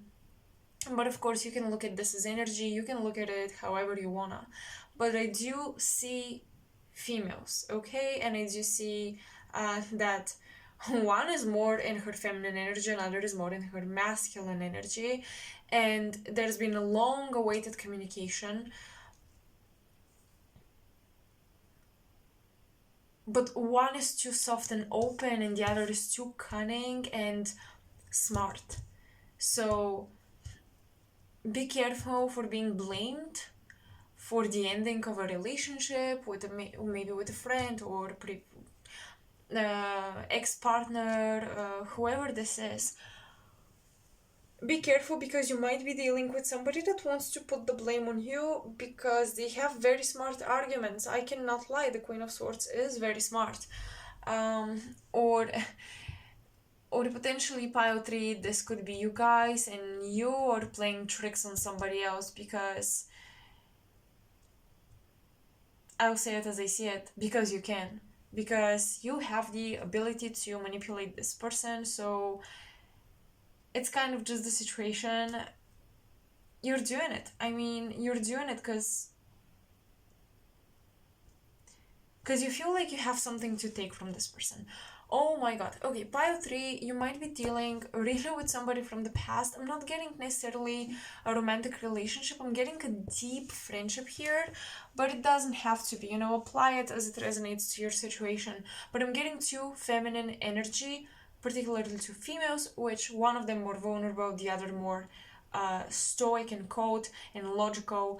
And what's going on here is that this person that's winning the argument, that's very cutthroat and very direct, they feel like they still haven't taken their revenge on the other person, or they feel like they still have something to take from this person. So even if whoever person you are, when this Queen of Cups approaches the Queen of Swords with like, hey, I'm sorry, do you want to talk about it? The Queen of Swords will take this opportunity to hurt the Queen of Cups again, remind her who's in control, who's in power, or remind her of what she did in the past. So you want to be very careful with specifically friends or frenemies types of situations from the past returning, because somebody here still has that feeling as if you owe them something, and if you give them the opportunity and if you decide to be the bigger person and apologize, they might take this opportunity to take revenge on you. All right.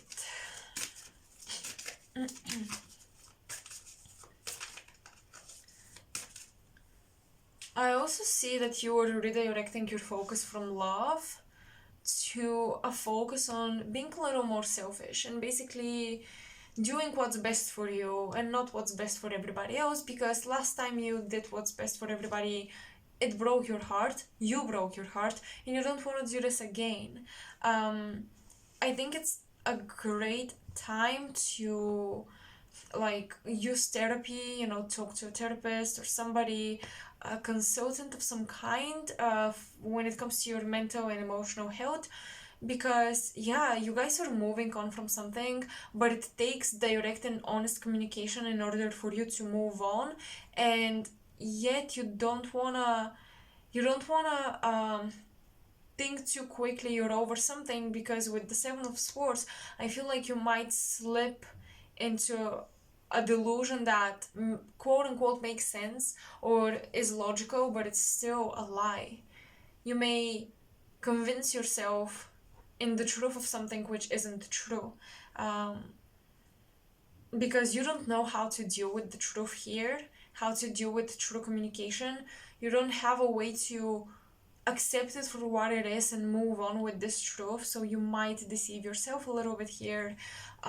Yeah, you're being encouraged to open up for higher communication, to listen to your higher self, to listen really to a teacher or an authority that can be objective about your own situations, because you have a hard time moving on from situations in your life because you think you are objective but you really aren't. That's why I think you would really benefit from a third party perspective and a psychiatrist, psychologist, someone that mental health coach, somebody that you can talk to and give you an objective third party point of view, because you're tripping over your own logic, pile 3.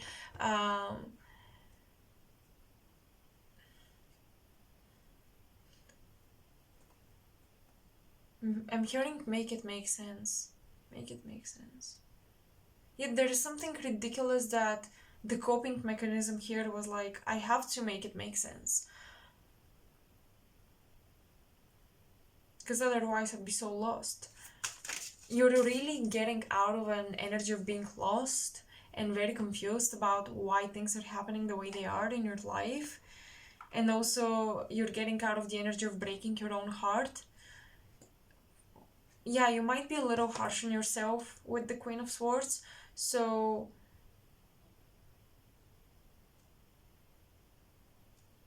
you need a very fine balance here, between harshness and objectivity, or how much you let yourself go and how much you discipline yourself.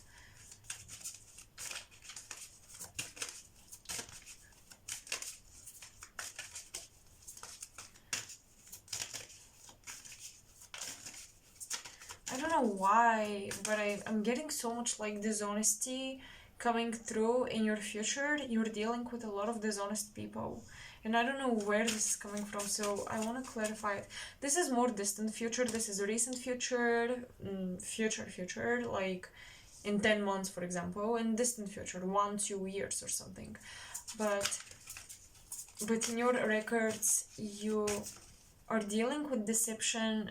Even for those of you who are spiritual and you meditate and you're channeling, you're even dealing with deception in the higher realms. So you're perfecting your ability to see truth and be objective. You're turning your, oh my goodness, look at this. I think I have an epiphany about the cards. So yeah, for those of you who are spiritual and you meditate, you channel, you're psychics, this is specifically for you. You look at the Queen of Cups with the Three of Swords. The Three of Swords, in some decks, I've had this personal interpretation. It just, the way it was illustrated reminded me of like black magic or being energetically manipulated. Your heart is manipulated by mental psychic attacks and so on. So this Queen of Cups, she's very intuitive, she merges with everything, she's very creative, but you've been like a sponge, taking in. Your heart hasn't had proper boundaries. Your psychic organ, which is the heart, which can give you discernment, and it's the center. Now the heart is the central chakra, and also Tiferet, for example, in the tree of Kabbalah, is the heart of the tree, and it's the sun, and it's consciousness, right? This is where you become conscious, authentic, true, and centered.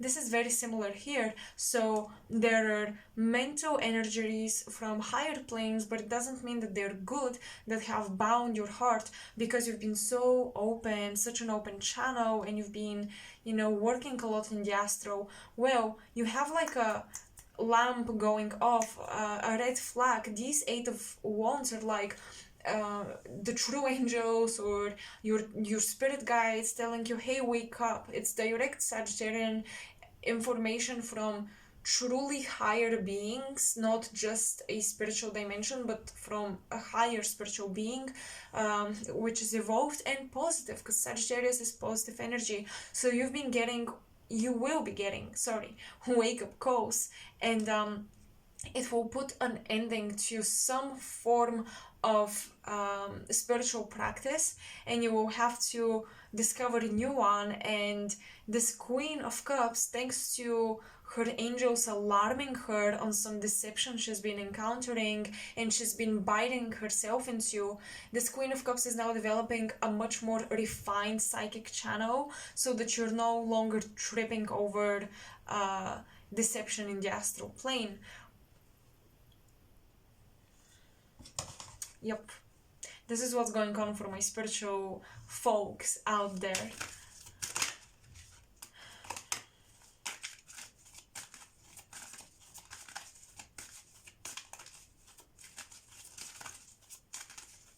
What events can you expect? Hold on.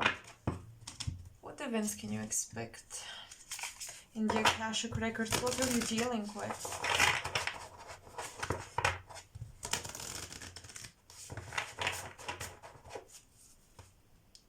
And I have to say it, for some of you, the reason why your channel was weaker or more vulnerable, more exposed, or you were more trusting and lacked discernment, is because there has been some relationship that diminished your intuition, it dimmed your intuition.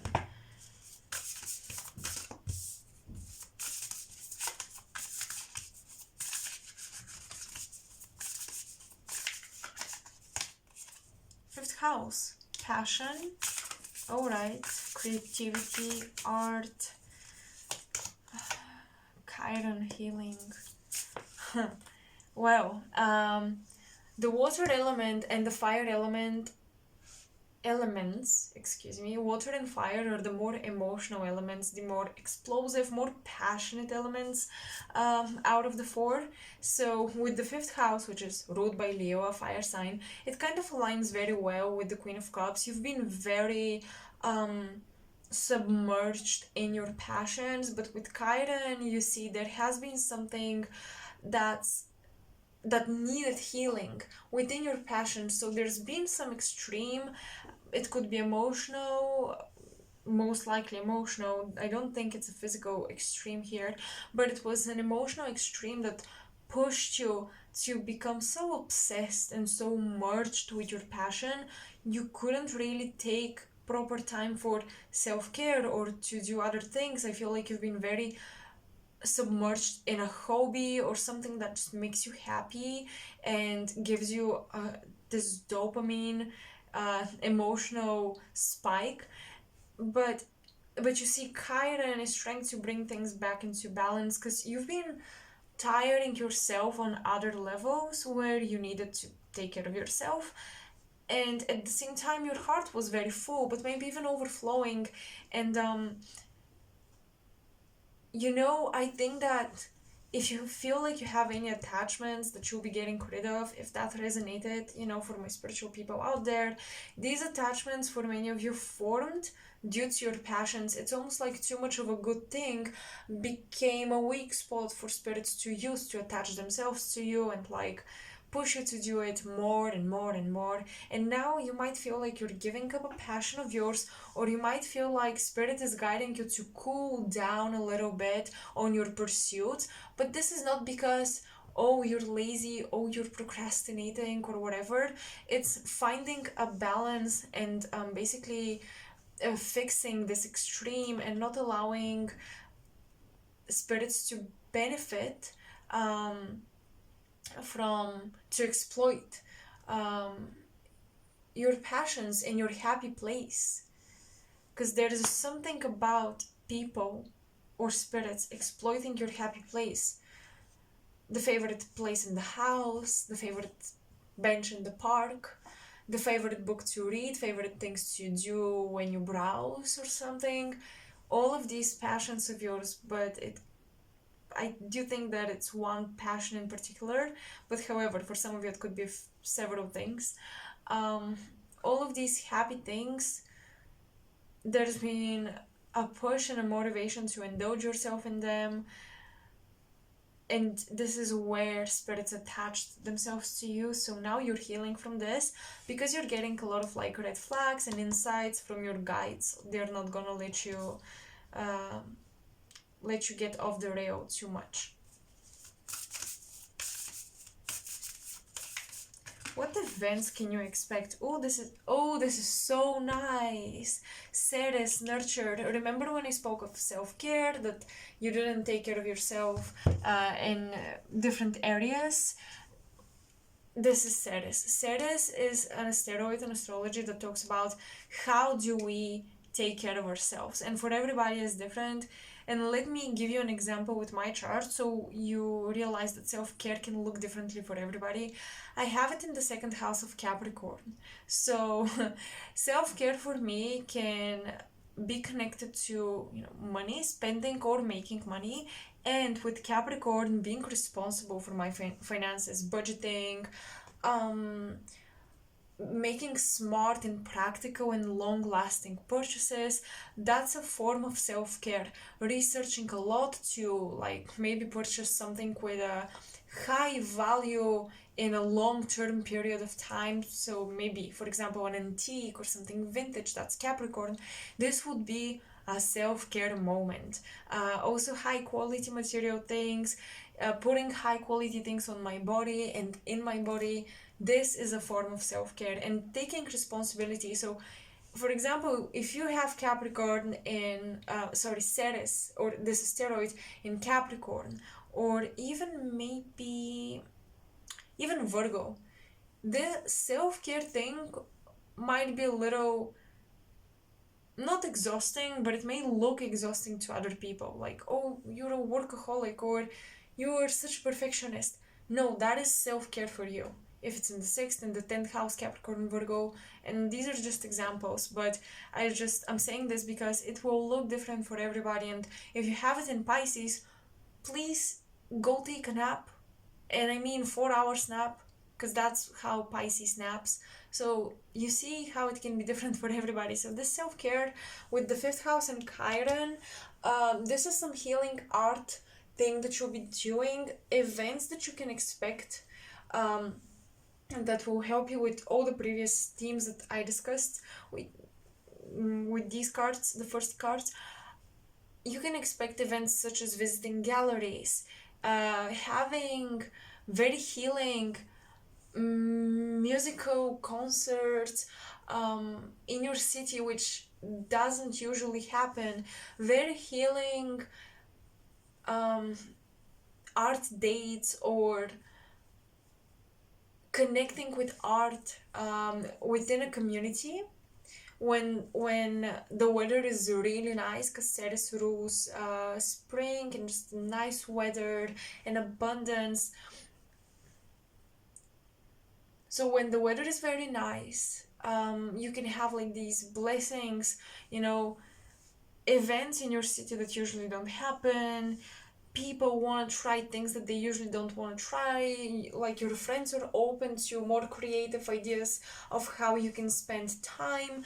Honestly, what you can expect is high quality spent time with people that you love and people that heal you, and doing things that are healing for you.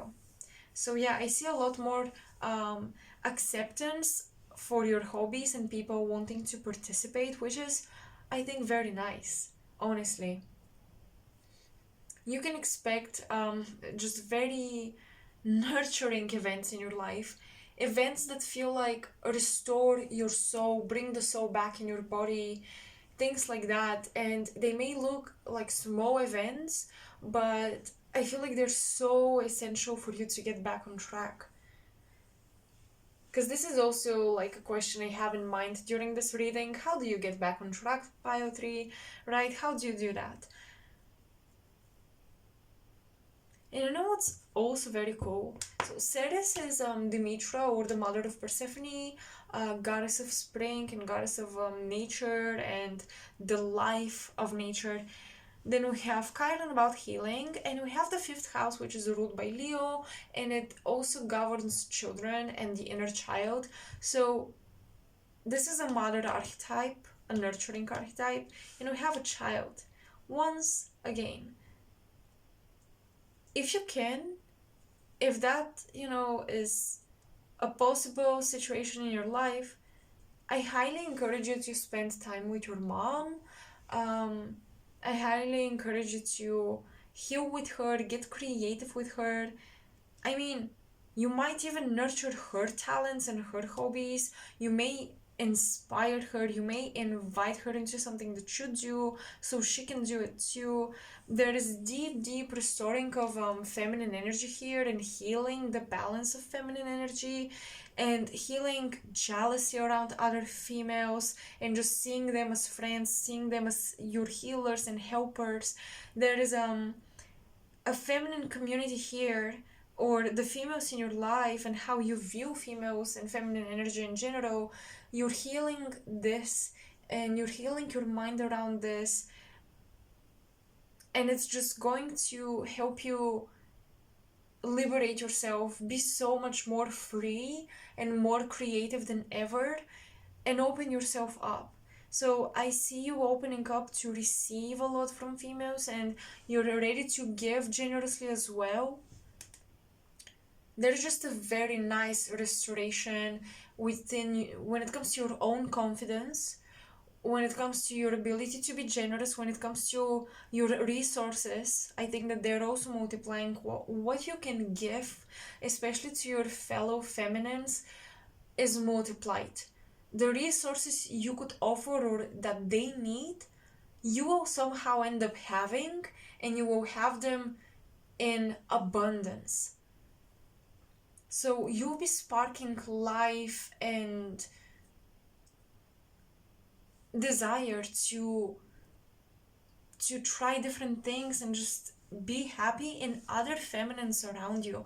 So if you have friends that have struggled with maybe depression, or even clients, if you work with clients that have mental health struggles or emotional struggles, etc., this is definitely where you will be so good and so healing, and they will be healing for you as well. So I really love this. It looks like the future of your Akashic records is working with your feminine energy and making the best and most out of it, recovering from a burnout and taking it slow and seeing that life can have manifestations for you, and you can achieve your dreams and goals in life even if you take it slow, even if you go with the flow, even if you use your intuition, even if you share, even if you give space for somebody else to shine on your stage.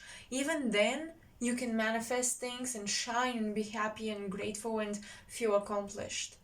You're changing your mindset around burning out, pile 3, and you're gonna be achieving results in a very different manner than what you're used to. And I feel like for many of you this will be a huge blessing, because it's exactly what you've wanted, but you never admitted it because you didn't want to be weak. But this is happening for you.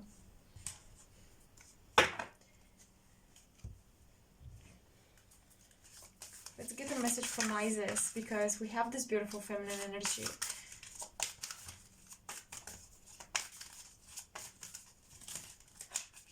And I mean, look at the colors here. They match perfectly this crystal that you chose. I love that. Isis, please give us a message about the Akashic Records file. What's going on in their Akashic Records?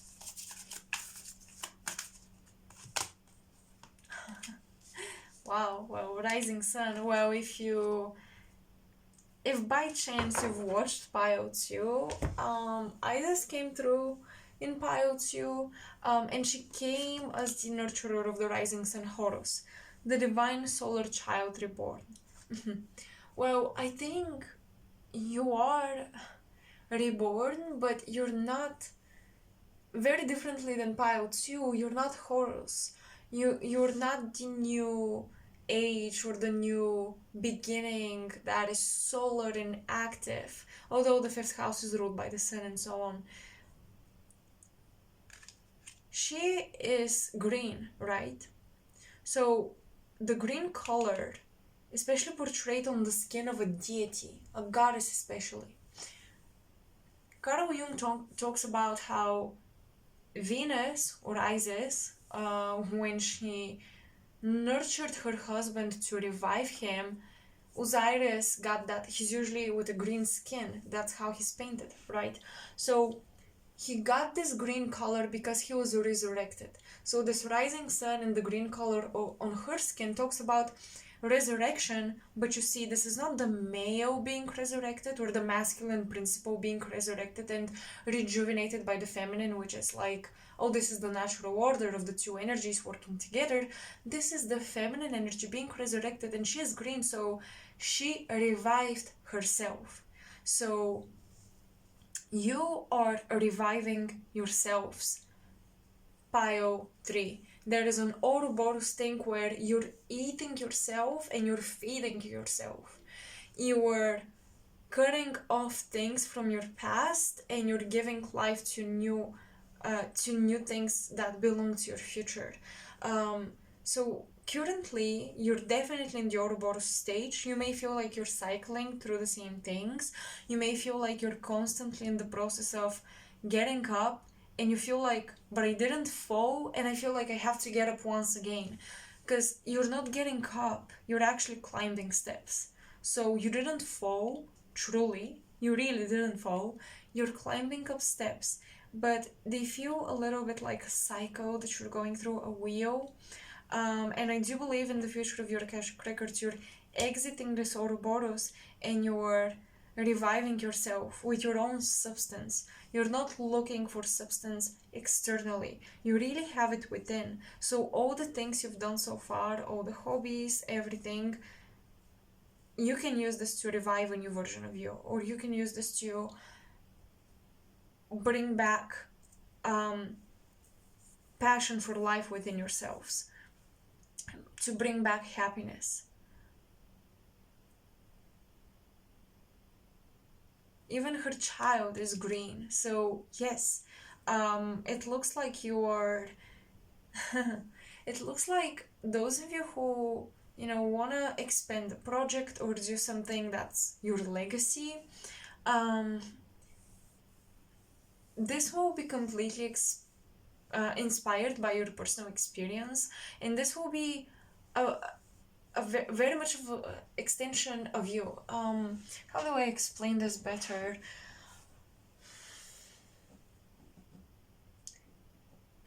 It's like a project or something really becomes your child. It's like you're chopping a part off of yourself, and you restore that chopped off part, and the chopped off part grows of its own and becomes its own being, but it's part of you. Does it make sense? It's like a hydra thing that I'm seeing here, where the whole being and essence that you are and that you contain, it will give life to something that is also containing you. So something you create now, something that you will be creating in the Akashic Records, talks about a form of splitting or separation, but it's a form of giving birth. I really hope this makes sense. Honestly, I know this is a little abstract here, but honestly, I cannot find better words to verbalize it. Better than the Hydra metaphor. I feel like you guys are becoming Hydras and you're giving life to the seeds of your own being, to the parts of your own being that start to live on their own.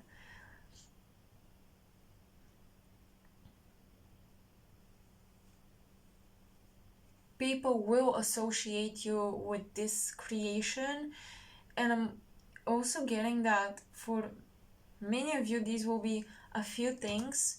The Hydra can, you can chop off a few of her heads and they will grow.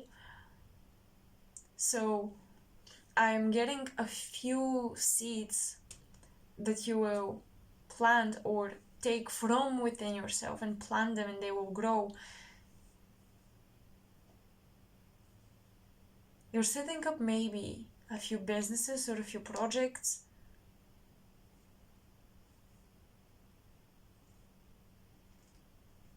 For those of you who are by chance pregnant, you may have like twins or triplets, etc. Because yeah, I'm getting like giving birth to a few things at the same time.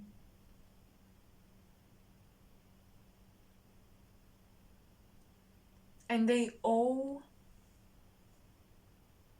represent you. They all belong to you or used to belong to you.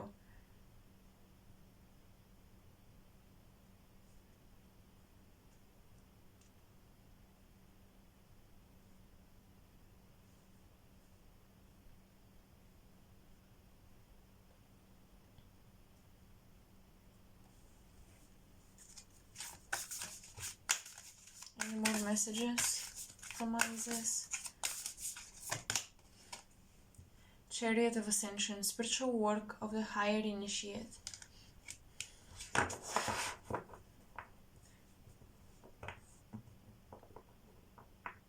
For those of you who are once again more into spiritual things and esoterica, what you've done is you've tapped into the fountain of life. You now restore your batteries without looking for something within the matrix. You restore your batteries from within. You're really not separate with your higher self or what gave you life.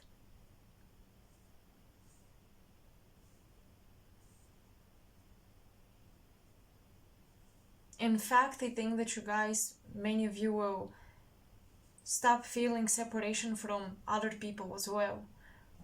you are really overcoming this mental barrier and illusion.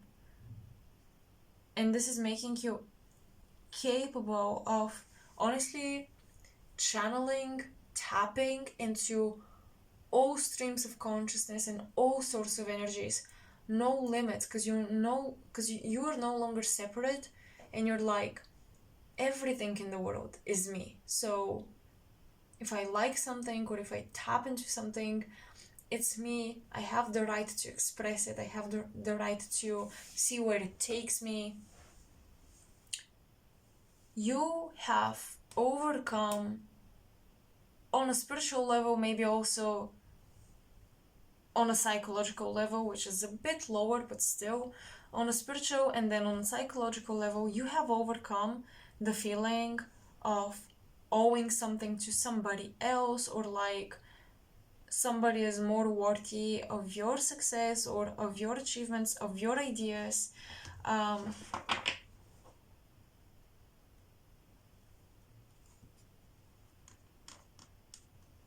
Dynamics around ownership and how this impacts you and your ability to be creative. For example, if you have North Node or South Node in the second and 8th house, or in Taurus and Scorpio, no matter where each node is placed in these positions, this is exactly the dynamic of ownership and creative liberty and freedom.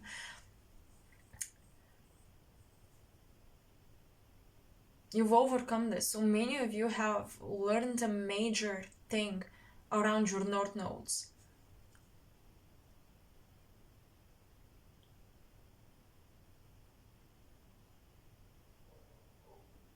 You're no longer fulfilled or fueled by the sources of the matrix. Honestly, I feel like many of you are tapping into a higher matrix, a lighter matrix, let's say, where your higher self resides, and you're being fueled by your own free spirit. You're no longer fed the medicine that keeps you asleep, is what I'm getting here.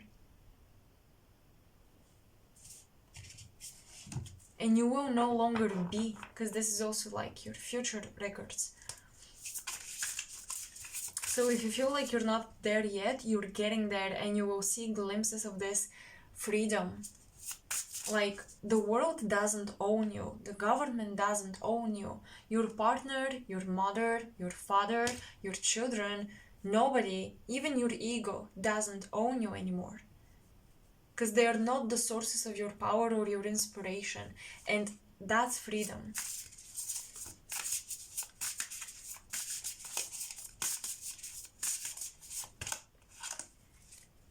Oyster. The world is your oyster. I always think of this saying when I see this card, but honestly, I'm gonna check out the oracle, because, yeah, one thing I can tell you is probably the progenerative ability of the oyster, because it's the water element. This is what I can pull from my personal... Ooh, Phoenix! Okay.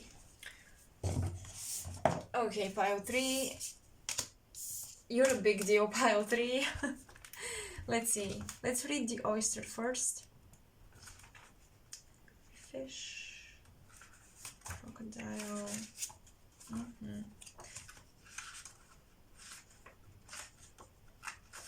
This is such a good oracle deck, because the way the elements and the animals are put in order, they basically grow from lower to higher consciousness in each element. This is so cool how the author thought of this. I appreciate Kim Kranz. I hope I pronounce the name correctly, but I love her decks. Amazing. Anyway, the focus and determination of the oyster is unmatched. Anything an oyster personality puts their mind to, they achieve with grace and charm. The only problem is oyster types often take their inner gifts for granted. They become shy or doubtful, or you feel, let me insert my notes here, or you feel like your gifts and talents, you take them for granted because you feel like somebody else would do a better job with these talents, so why should you try? They become shy or doubtful, and this can lead to withdrawing or protecting their deepest desires in life's work. When the oyster card appears, it's important to reveal your inner treasures. What is it you've been hesitant to share? The world is waiting to see. When in balance, you will feel blessed and generous and masterful. This is where you're going, Pile 3. When out of balance, you will be reluctant, griping, clumps up. I'm not sure what this is supposed to mean, but yeah, quote unquote clumps up. To bring into balance, you should share something. Oh, what I was talking about. You'll be blessed with abundance to share, with the exact things that people around you need, especially feminines, because I'm going back to what I channeled previously. Okay, let's go to the Phoenix.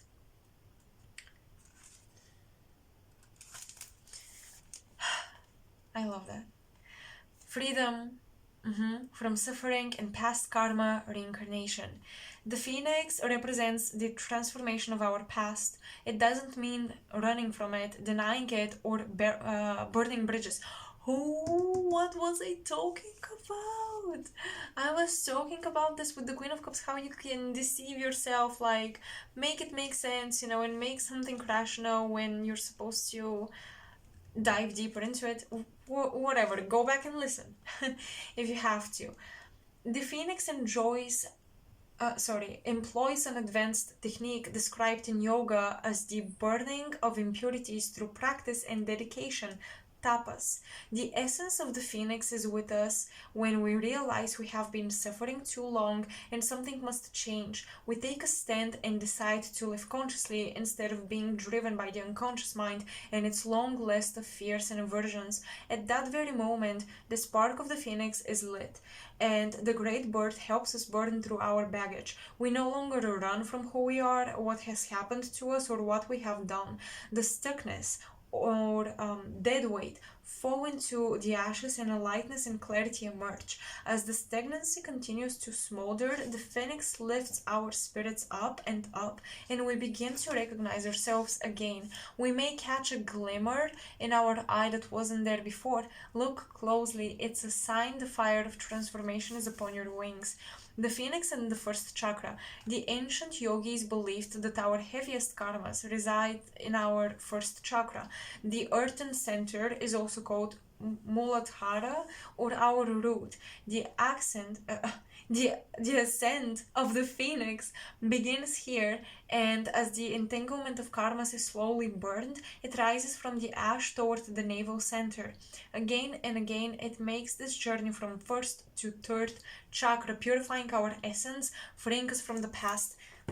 What I mentioned about you getting out of the Ouroboros where you quote unquote eat yourselves, and you're no longer feeding or fueling yourselves with the resources of the 3D matrix, the three lower chakras, the constant recycling and freeing from karma. Well, you've reached a point where you've cleared up enough karma to get out of the recycling within the three chakras, and now you have unblocked the ceilings and any blockages, anything that was stopping you from moving up. Now you are probably in the heart chakra, or even the throat chakra, much higher, and you're starting to pulling fuel into also your physical body, not just mentally or spiritually, into your physical body. You're starting to pull fuel from higher places, and the oyster here now is given higher substance. Therefore, your manifestation and your creation will be from a higher form. It will be more spiritualized, it will be more magical and mystical, maybe a little bit more abstract. But guess what? When you go up the dimensions, things get abstract, and you have to find a way to deal with it. That's why your way of channeling is being reshaped, and the gods, Mercury and Sagittarius, the gods are entering your mind to teach you a higher version of living life. Whew. Okay, pile 3. This is it. This is how I'm gonna close this reading. I hope you resonated. I hope you enjoyed it. And mostly, I hope this is useful and helpful. Let me know. Thank you so much for waiting till the end of this reading. You don't know how much I appreciate you being patient with me to figure this out and get it out for you. I loved the energy. I wish I could get like a little crumble of this energy because it's so sweet and good. Thank you, Pile 3. You can support me by donating or liking, sharing, and subscribing. All of my links for information are in the description box below, but just a simple like, a simple share, or subscribe helps my channel tons. So I would be very, very grateful if you could do that. And I would love to see you in my next video. Thank you. I love you.